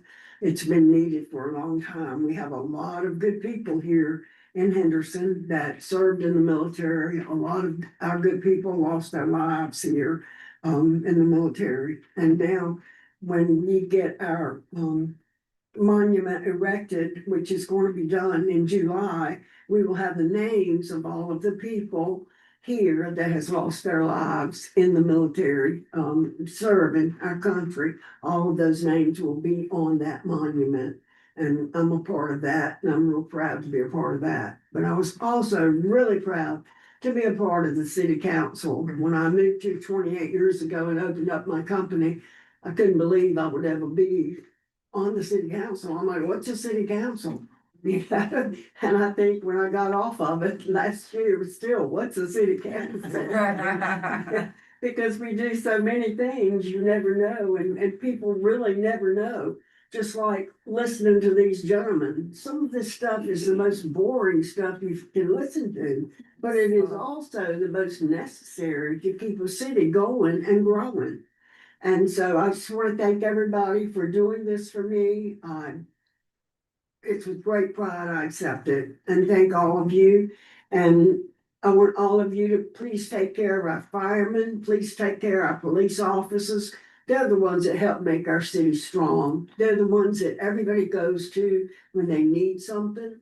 You just don't realize, because I've been both. I've been a police officer and a volunteer fireman, and so is my husband. You don't realize what they need either. So anytime they ask you to step up, please do so. Do it for them, do it for my honor, do it for all of you and all of our families. And thank y'all for everything that you've done for me, supporting me in all my health issues, and for standing with me through all of this. Thank every one of y'all, and I appreciate it all. Thank you.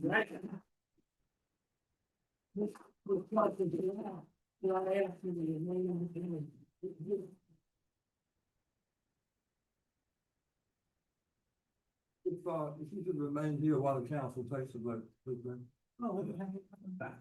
We have a motion. I make a motion. Second. No.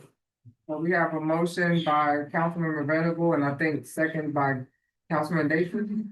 Is that correct? Wait a minute. What? That's fine, second. Okay, second by Councilmember Davis, Madam.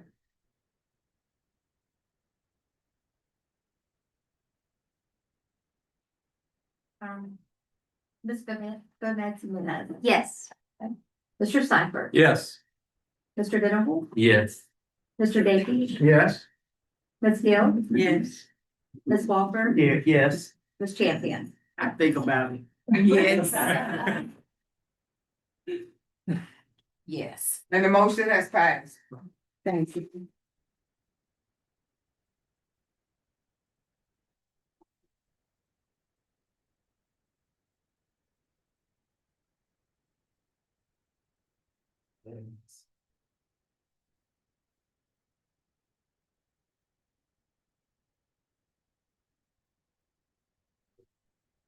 And all of my friends that are here tonight, and my family people that have supported me, I want to say thank you to all of you. And my coach, my weightlifting coach, had to leave, but I just want to invite all of you. We're having a weightlifting meet on the 25th of this month over at Freedom Life at Brick. All of our fundraising efforts are going to Mr. Fuqua's son, Patrick, who, as y'all know, has had some major surgery recently, and he's out of work. So I'd like for all of y'all, the same way you supported me with my efforts when I was going through my health crisis, all of y'all that came out and supported me, I'd like for all of y'all to come out and support Patrick, support the Fuqua family, support our weightlifting team. We've done some really good things helping families in need, and this will be once again, we need all of y'all's support to come out. All the money that we raise through everything is going to Mr. Fuqua and his family. So thank y'all. Yeah. Thank you.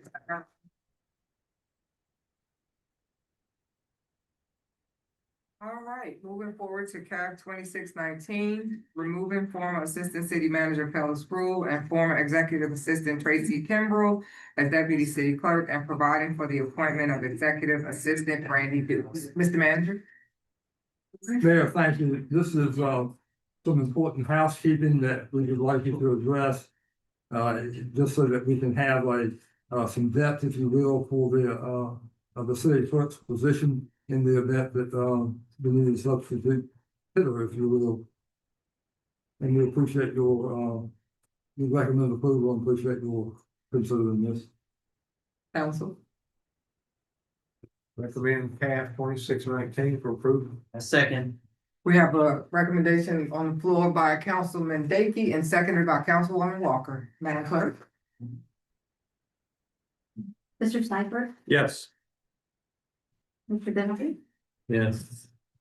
Mr. Davis, Yes. Ms. Gill, Yes. Ms. Walker, Yes. Ms. Champion, Yes. Ms. Antonia. Yes. And the motion has passed. Moving forward to CAF 2621, submission of an application for the U.S. Department of Justice for the 2025 Justice Assistant Grant, JAD, to fund a specialized indoor drone. Mr. Manager? Mayor, this particular resolution is to handle a application for funds that the department, police department has done in the past. However, because of the calendar dates that were provided for this particular grant, I went ahead and authorized them to make the application. There is no matching funds required on the city's part, and so we're asking for your affirmation of that application. However, we can withdraw it if necessary. I'd like to ask the police chief if he would come up, please, and just give you some brief background. It's really a very interesting little grant. Yeah, so this is a grant that we apply for every year, and it's also a grant that we had to share with the county due to we submit our data to the federal government on a constant basis through the state of North Carolina. Sometimes there's a lag in some of the county agencies that submit theirs, so we share a portion of this grant, but we submit the grant and we put them in for their funds. They have to do a separate presentation in front of their council or their governing bodies to get approval for it also.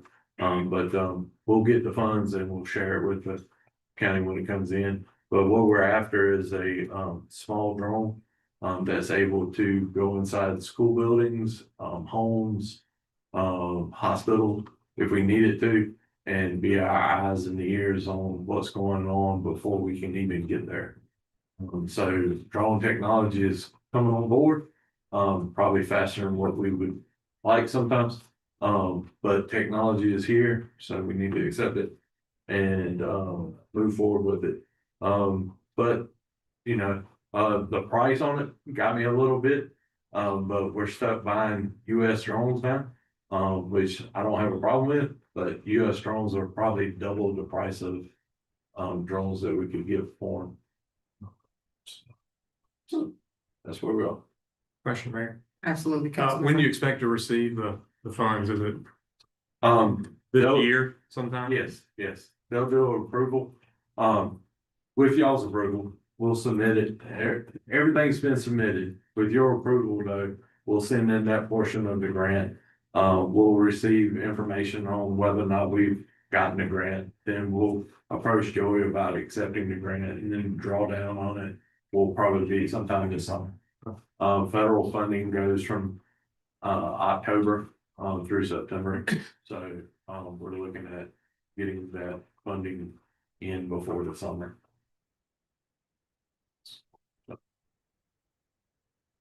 Council? Make a motion for the affirmation of the manager's work to sign the grant and get it moving forward. Second. We have a motion on the floor by Councilman Daisy and seconded by Councilwoman Geraldine Champion. Madam Clerk? Thank you, Chief. Thank you. Mr. Babel, Yes. Mr. Davis. Yes. Ms. Gill, Yes. Ms. Walker. Yes. Ms. James. Yes. Ms. James. Ms. Gomez, me now. Yes. Mr. Cycle. Yes.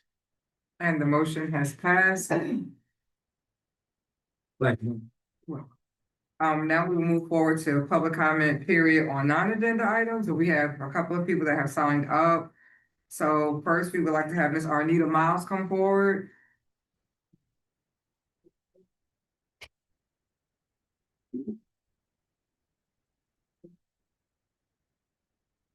Good evening, Ms. Miles. Can you state your name and your address for the council? You have 3 minutes to address the board.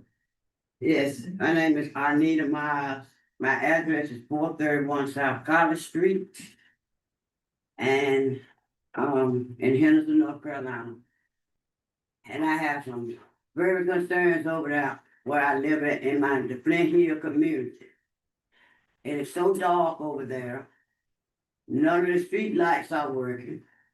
And right there on the corner of College and Arch Street, I didn't see that up on that screen when they was talking about rose water.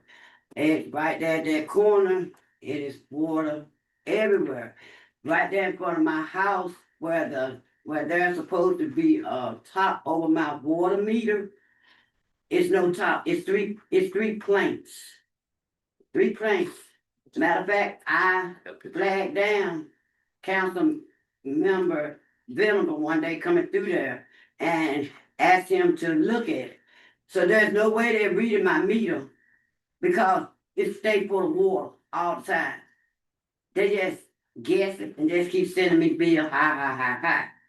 But something really needs to be done. Right around on Peachtree Street, it's a great big hole in the middle of the road. On far up from my house, in front of my cousin Michelle Miles, it's a big hole. It's too dark over there and it's dangerous. And when you're getting out your cars at night trying to get into your house and all the shooting that's going on. So I'm just asking y'all to please come to the Flint Hill community. We have a lot of concerns over there. Thank you. Thank you, Ms. Miles. And I also spoke for Michelle too. She don't want to speak, she wanted me to say everything. Okay, thank you. Thank you, Michelle. Thank you. All right, is Miss Marianne Williams here? She left. She left, okay. Well, that's the end of public agenda items on non-agenda items. Man, I didn't know if we had signed up for the non-agenda. I wanted to familiarize everybody with the project, but I did want to make a motion to vote for the approval today, so let's leave it resolution if possible. That we can't do that tonight, Mr. Rivers, but the council, the manager has your information and he'll get back in touch with you, okay? Thank you. All right, we'll move on to reports. I'd like to say something, Mayor, before y'all do your reports. Okay.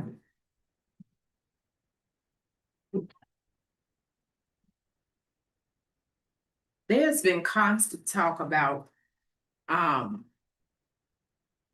upgrading our city, doing something different for our city. This question is for our city attorney. There's a project that was coming out on First Street. And the only thing that was needed at that particular project was land. Now, the other day, I was told that Alex was supposed to be here. But when I called him on his telephone, he didn't know anything about it. And that's a concern of mine too, because emails and phone calls are not being answered. So I guess my primary question to you, Mr. Attorney, what is going to be done about that particular project? What's gonna happen with the Hicks Villa project? And if we say we want to grow, why are we turning developers down? Because that is really a concern of mine. The one on First, all he wanted was property.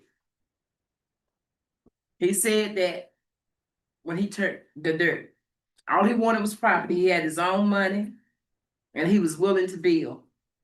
So that's a concern. We said we want growth in Henderson. We got areas downtown.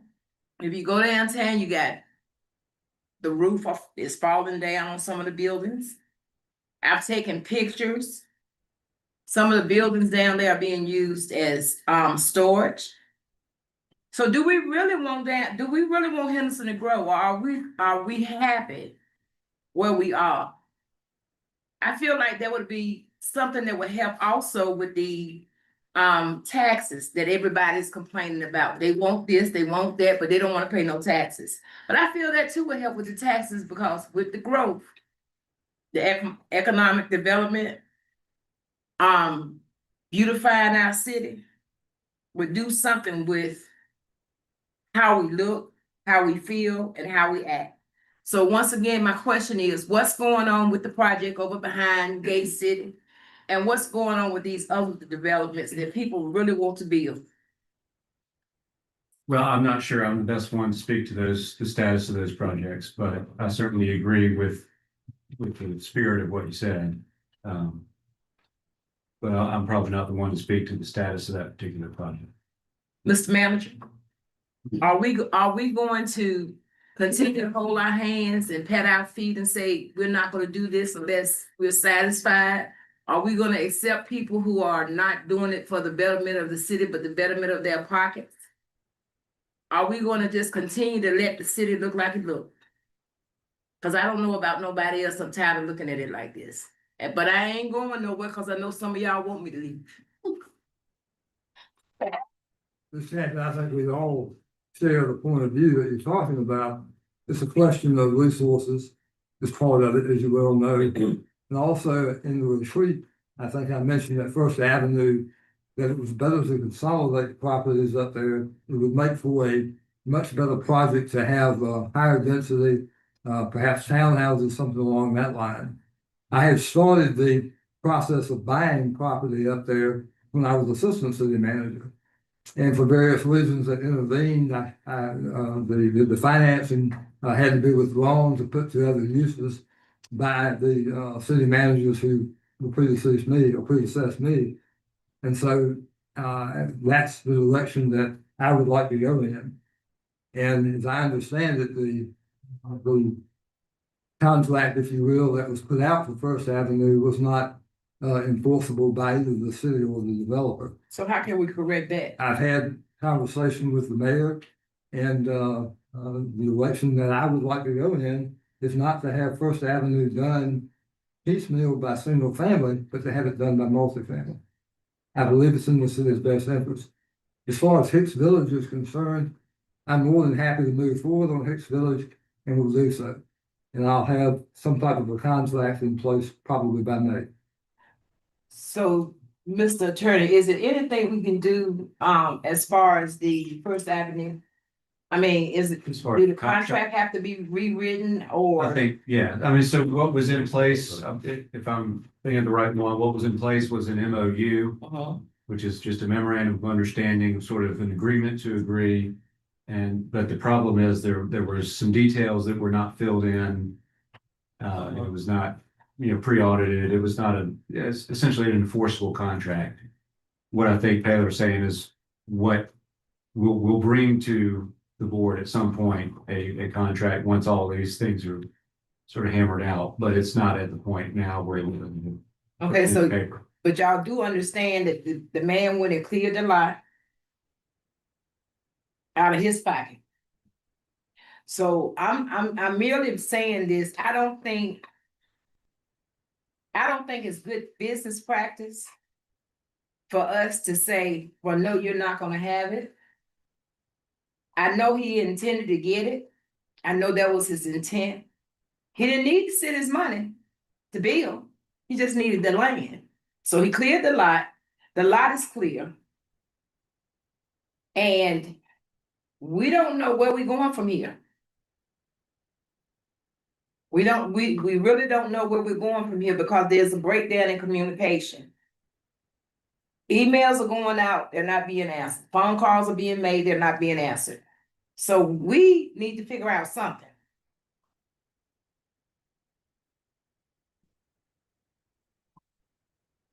Might add, Ms. Champion, that with all respect to the developer, he was also talking about wanting to rezone the property so that he could have smaller lots along First Avenue. That's going to take time. He's basically talking about a rezoning.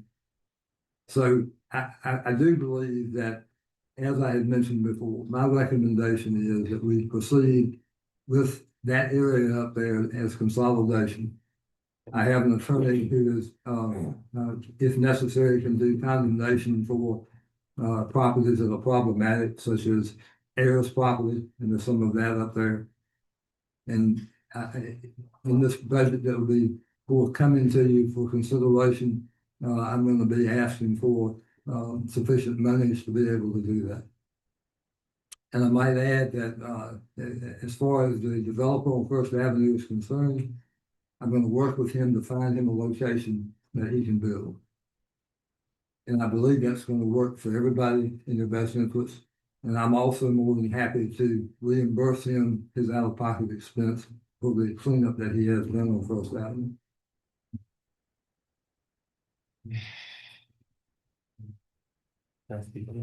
Councilman Bennett? So is it any way that, what's the holdup of us not responding back to him? Because he's calling saying he's getting no respondents from the city. So what can we do to respond back to him? To let him know that we still want to work with him and moving forward with something else. What can we do? We at least can respond back to the young man that was going on. Because we knew that when he asked for those lots, we knew what he wanted to do with the lots. We knew he wanted to downsize those lots. We knew he wanted to build.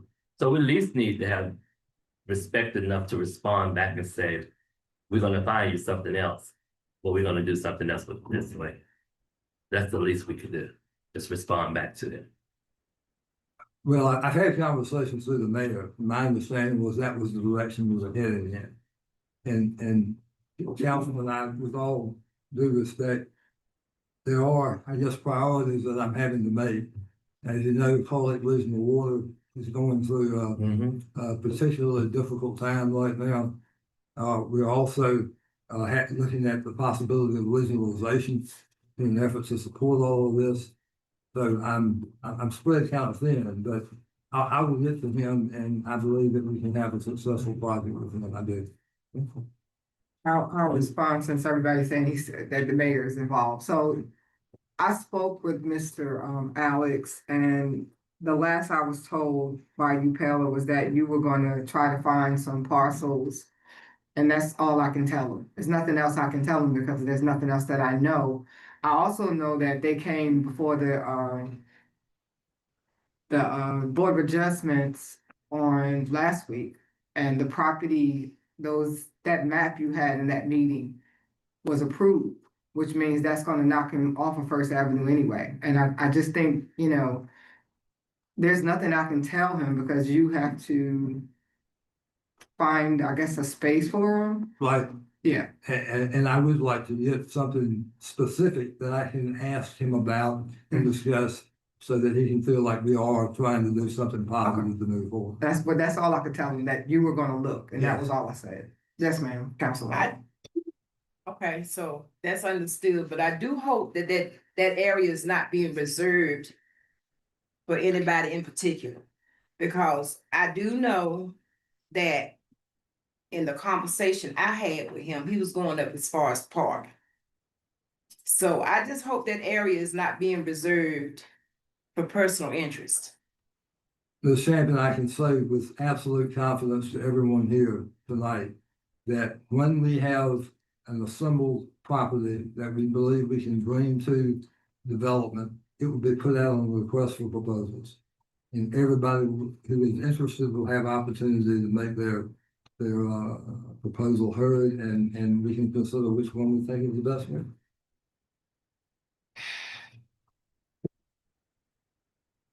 Anything else, council? Done with one thing. Sure. We had an email came in from closed session. Information got out in the public. So what have we done about that? I'm not sure there's much that can be done or should be done about it. I did send just a little bit ago an email to the board on that. As we discussed at our board training, information that is discussed in closed session is not necessarily something that you cannot discuss outside of closed session. Only if it is mandated as confidential in North Carolina law can it not be discussed, or is it illegal to discuss it? So it may not be illegal to discuss that information as discussed at our training. It's always better to keep closed session discussions in closed session. But I'm not sure that there's any steps to be taken. So what's the purpose of closed session? What's the purpose? The purpose of closed session is to allow, candid discussion that on items that are not ready for release to the general public, such as, a potential development, economic incentives or contract discussion, talking about personnel issues, things that either can't be or are not ready to be released to the general public. So the purpose of a closed session is to allow that sort of candid discussion. Yeah, I agree. It sort of defeats the purpose of closed session if it's discussed immediately after, but it's not necessarily illegal to do. So we shouldn't have closed sessions then. No. We should just open it to the I think public. you should have closed sessions, and I think they should be kept confidential. That doesn't mean that it's illegal to discuss something that is discussed in closed session unless it is an item that is mandated confidential. According to the general statute, you're an attorney. The general statute states that there were 3 categories. Can you remind me of the 3 categories that shouldn't go out of closed session? Well, if something is like designated as a trade secret or confidential when it's presented to the city, if it's a personnel matter, I'm not sure what the third topic would be, but It was economic development. well, economic development is not necessarily something that you can't release to the public. It's just, that's one of those things that may not be ready to release until you finalize the details. Right, and that was what was requested several times throughout the meeting. So, I'm gonna speak on it simply because I was attacked for it. Okay, I'm the mayor. I had no idea that it was out there because the person that put it on social media, she's not my friend on Facebook, but I received 17 calls within a 30-minute period.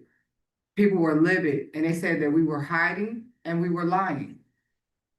And I just think that, before something like that is posted on social media, after the developer asks us at least 6 times not to do that, that there is something that should be done. It's not fair to me and my family to be attacked because a council member feels like they have the right to go out of a closed session and slam stuff on social media. That's not fair. That's not fair. Well, I'm speaking for myself as the mayor. Yes, ma'am. Go ahead, Council. And then Mr. Dakin made the statement, correct me if I'm wrong, that Facebook was not the place to market it.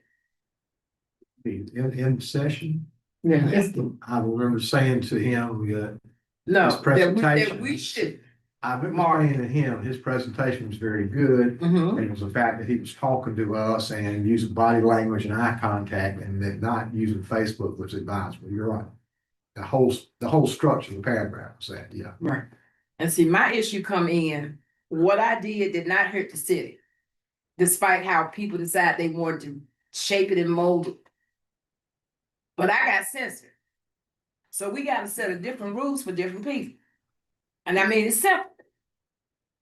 You do what you want to do, but we're gonna censor Geraldine. So I'm trying to see where the fairness in that is.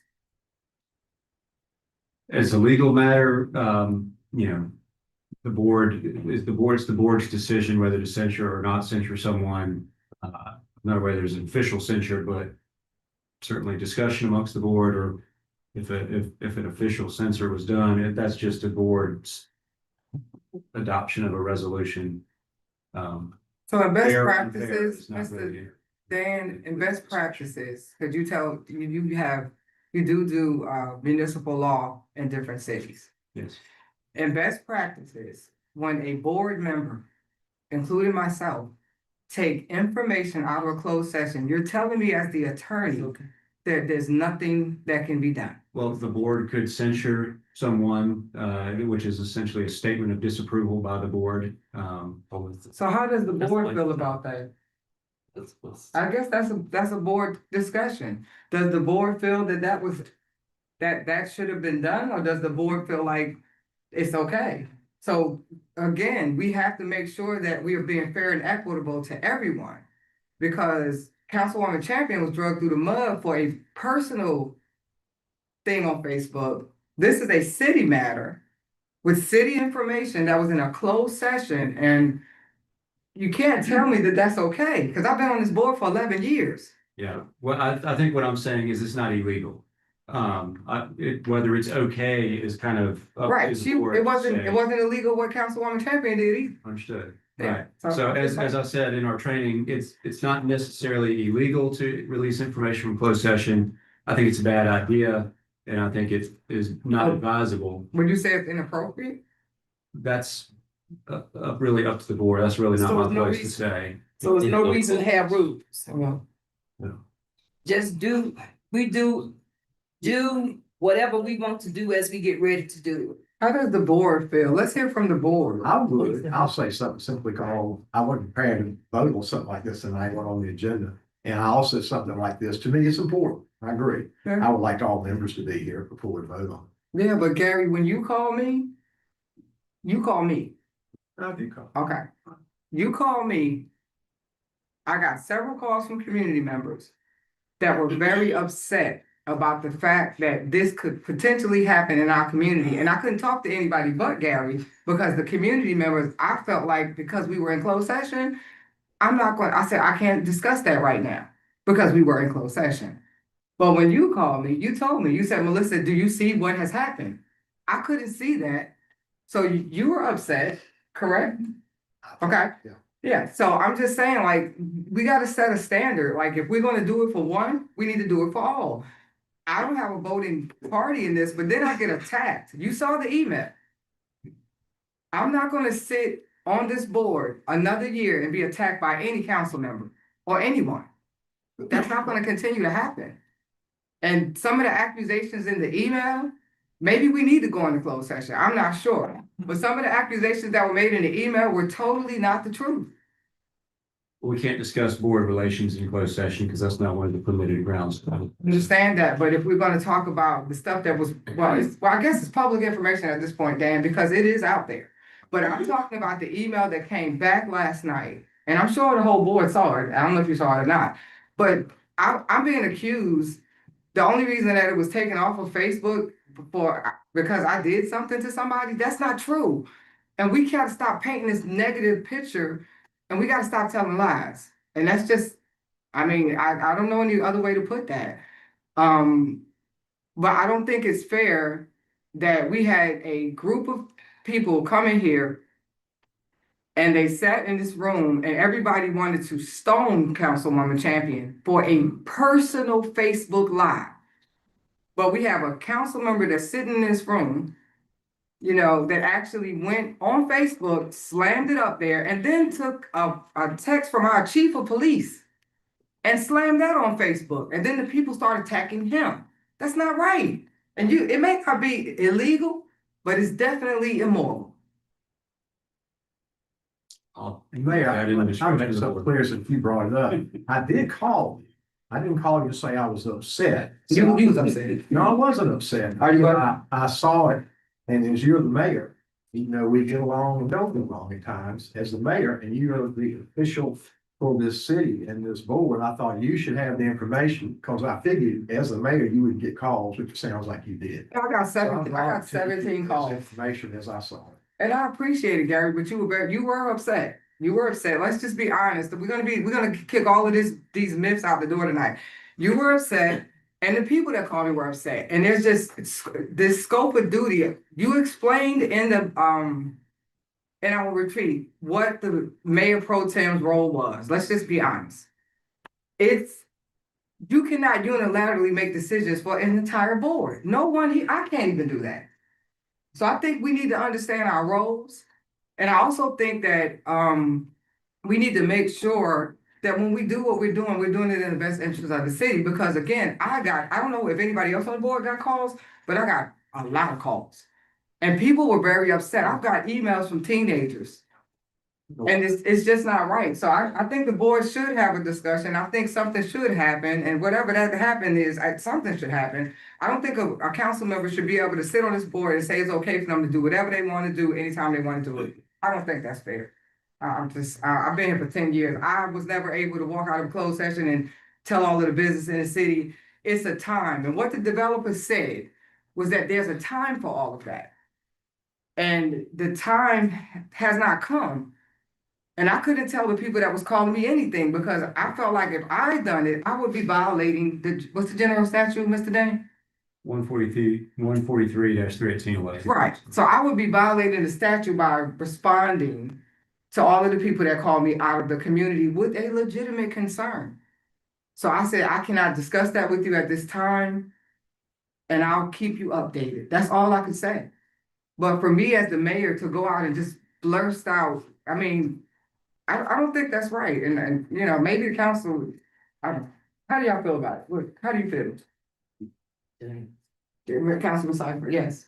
No, you know, all of us were in that meeting, closed session meeting, but you know, we did have one individual that, you know, used Facebook to put stuff out there, and it's just, you know, social media and Facebook is just, this is my opinion, you know, it's just not the forum for putting any city business out there. I agree with you.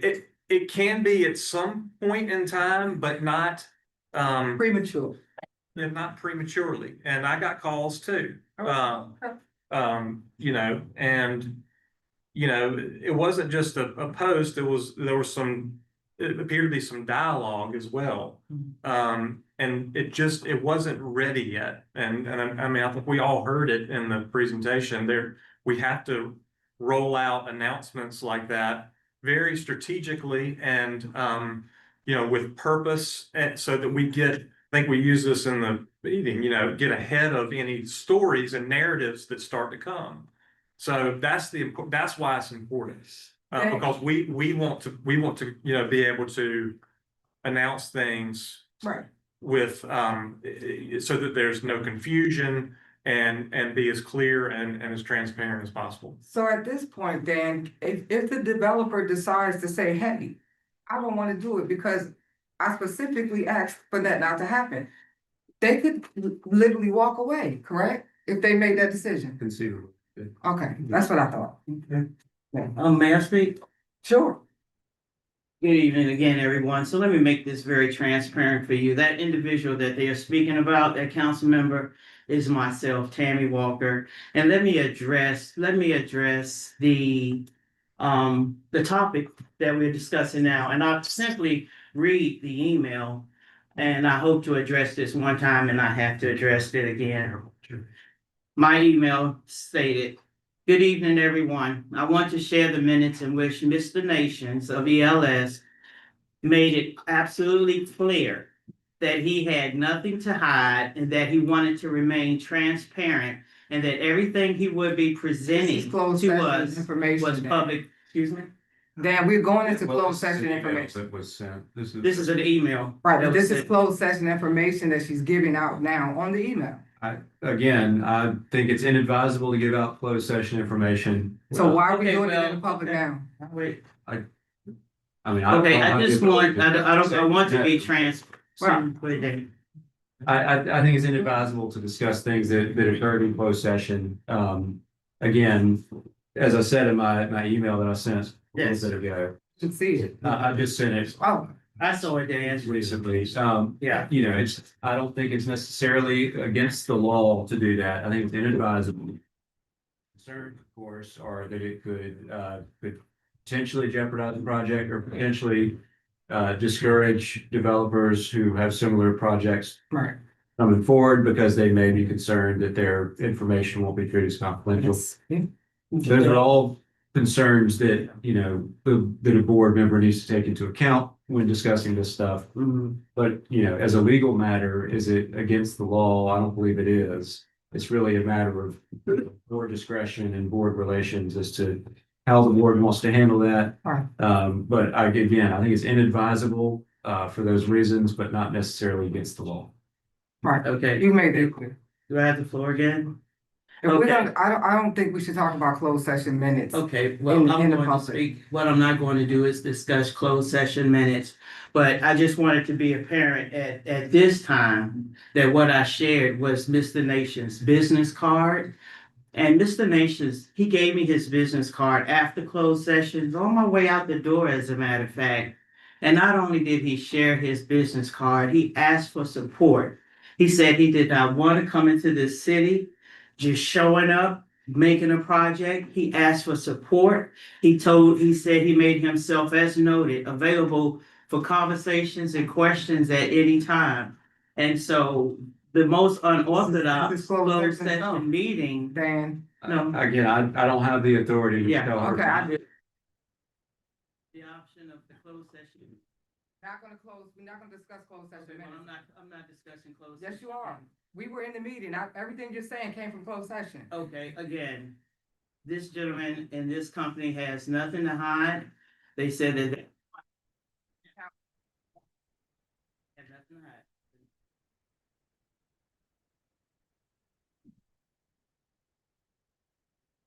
Do we have reports? Yes, ma'am. Thank you.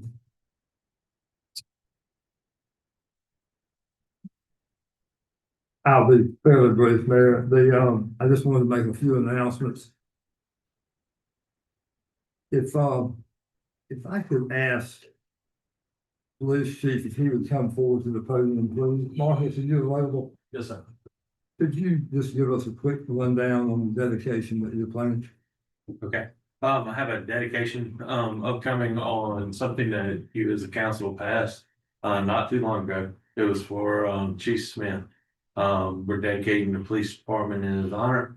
The graphics or the names or the name letters and all will be put on the building this Thursday in the evening time, so not to interrupt service.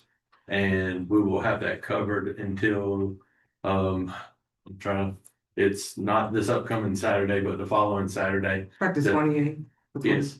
So the date is upcoming. I will send y'all all invitations. Y'all will all get it very shortly, probably by Wednesday or Thursday of this week. But I'll make sure that y'all all have invitations to it. We're gonna have the unveiling. His family's gonna be there, and it's be held at 5 o'clock on that Saturday. So I would appreciate it if all of y'all are there. We'll have individuals speaking at the event.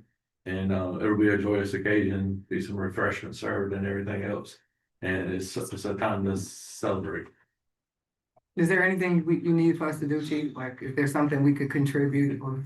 No, we've got you. Okay. We're taking care of absolutely everything. We had the permanent police department power wash this week. Captain Ball's been working around the clock trying to get everything done for us.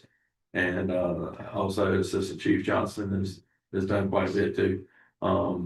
So we've got it all handled, but it'll take place shortly after the high school has their event on regular issue. Thank you. Right, so it'll be a good Saturday for everybody. Appreciate that. Thank you, Lord. And Mayor, I'd also like to ask the council their pleasure as far as our upcoming budget sessions. Would you be agreeable to starting at 5 o'clock on those sessions? That's okay? Take care of the consensus. Very good. Thank you, man. You're welcome. And also, I wanted to let you know that the comment period that the Army Corps of Engineers has been entertaining for the Franklin County application into Carl Lake, that has been extended to April the 24th, just so you're aware. And lastly, I wanted to let you know that we received the title report, such as it is, for Black Knoll Cemetery. And I'm sorry to tell you that the conclusions or the analysis is very much an unknown factor. They have found, I believe, one corporate entity that is now defunct that is probably the source. And so most likely what we're going to have to do if we decide to pursue this is to have some type of a court-appointed trustee for that entity, and we would have to proceed from there. There are also believed to be a few grave plots that have actually been deeded out. So it's going to be an interesting evolution if you decide you want to go forward on Blackstone. That's all that I have now. Mr. Attorney, I don't have anything. Ms. Walker. I do have something. Thank you very much for the acknowledgement. The first thing I would like to go over is a project that was tackled by Public Works, under direction of Director Lee Owen and our Assistant City Manager, Ms. Christy Liscombe. And what they organized was a project, a cleanup effort called Yellow Wave. And you may ask why they named it Yellow Wave. Well, it was just a yellow wave of t-shirts and workers out in the city, cleaning, identifying issues, removing debris, and so on and so forth. I'd just like to read a little bit of this result so we can see exactly what that yellow wave in Ward 1 included. The resources utilized was 125 employees participated, 1 sweeper truck, 1 brush truck, 4 dump trucks, 1 backhoe, numerous service trucks, various power equipment and hand tools, and approximately 750 total personnel hours from the participants.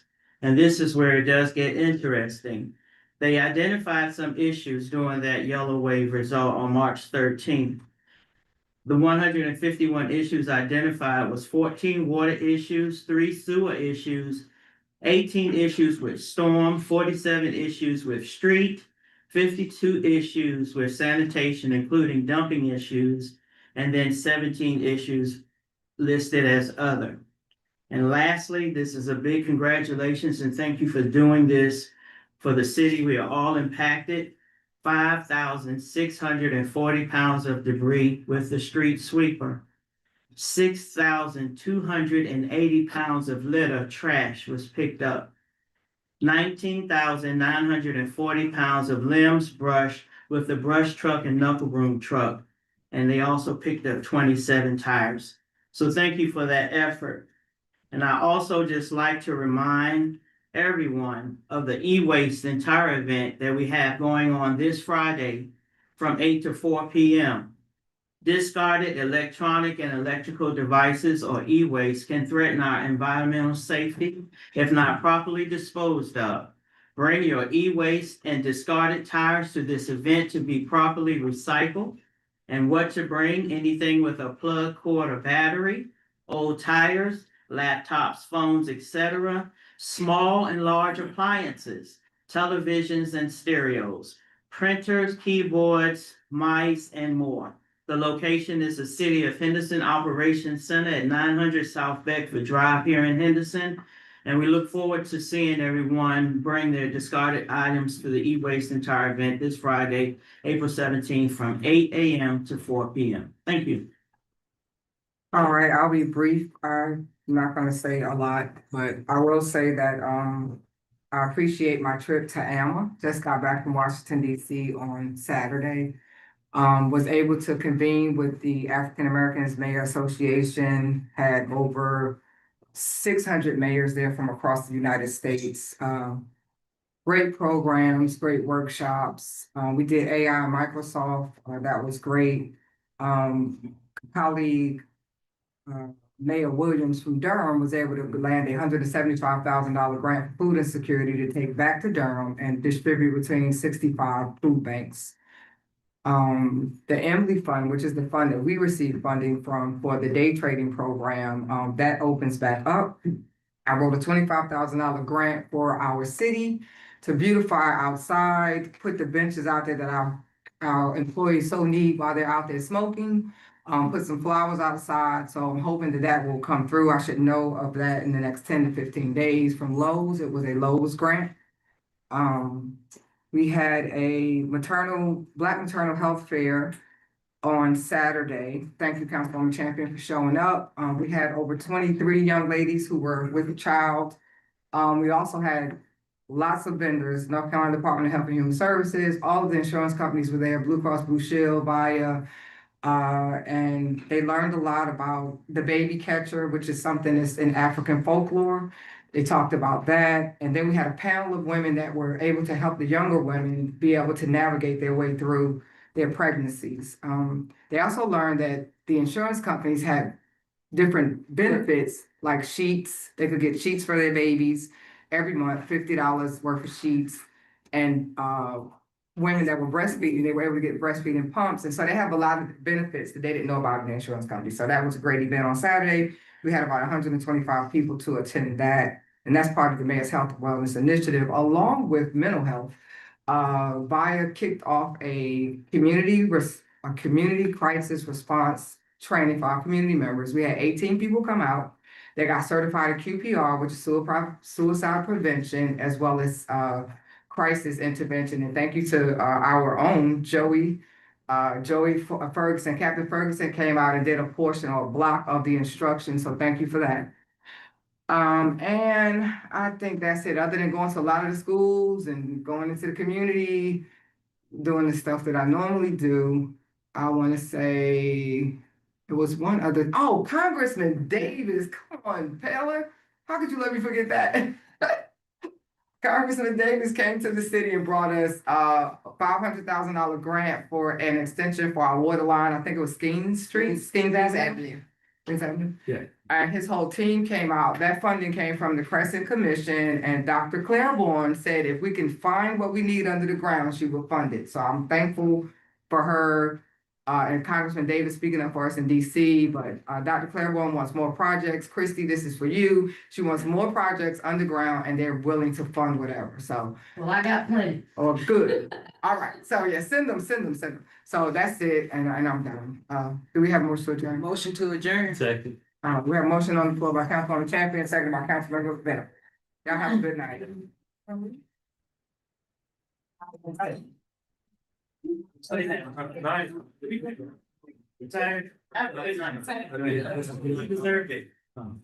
Yes, sir.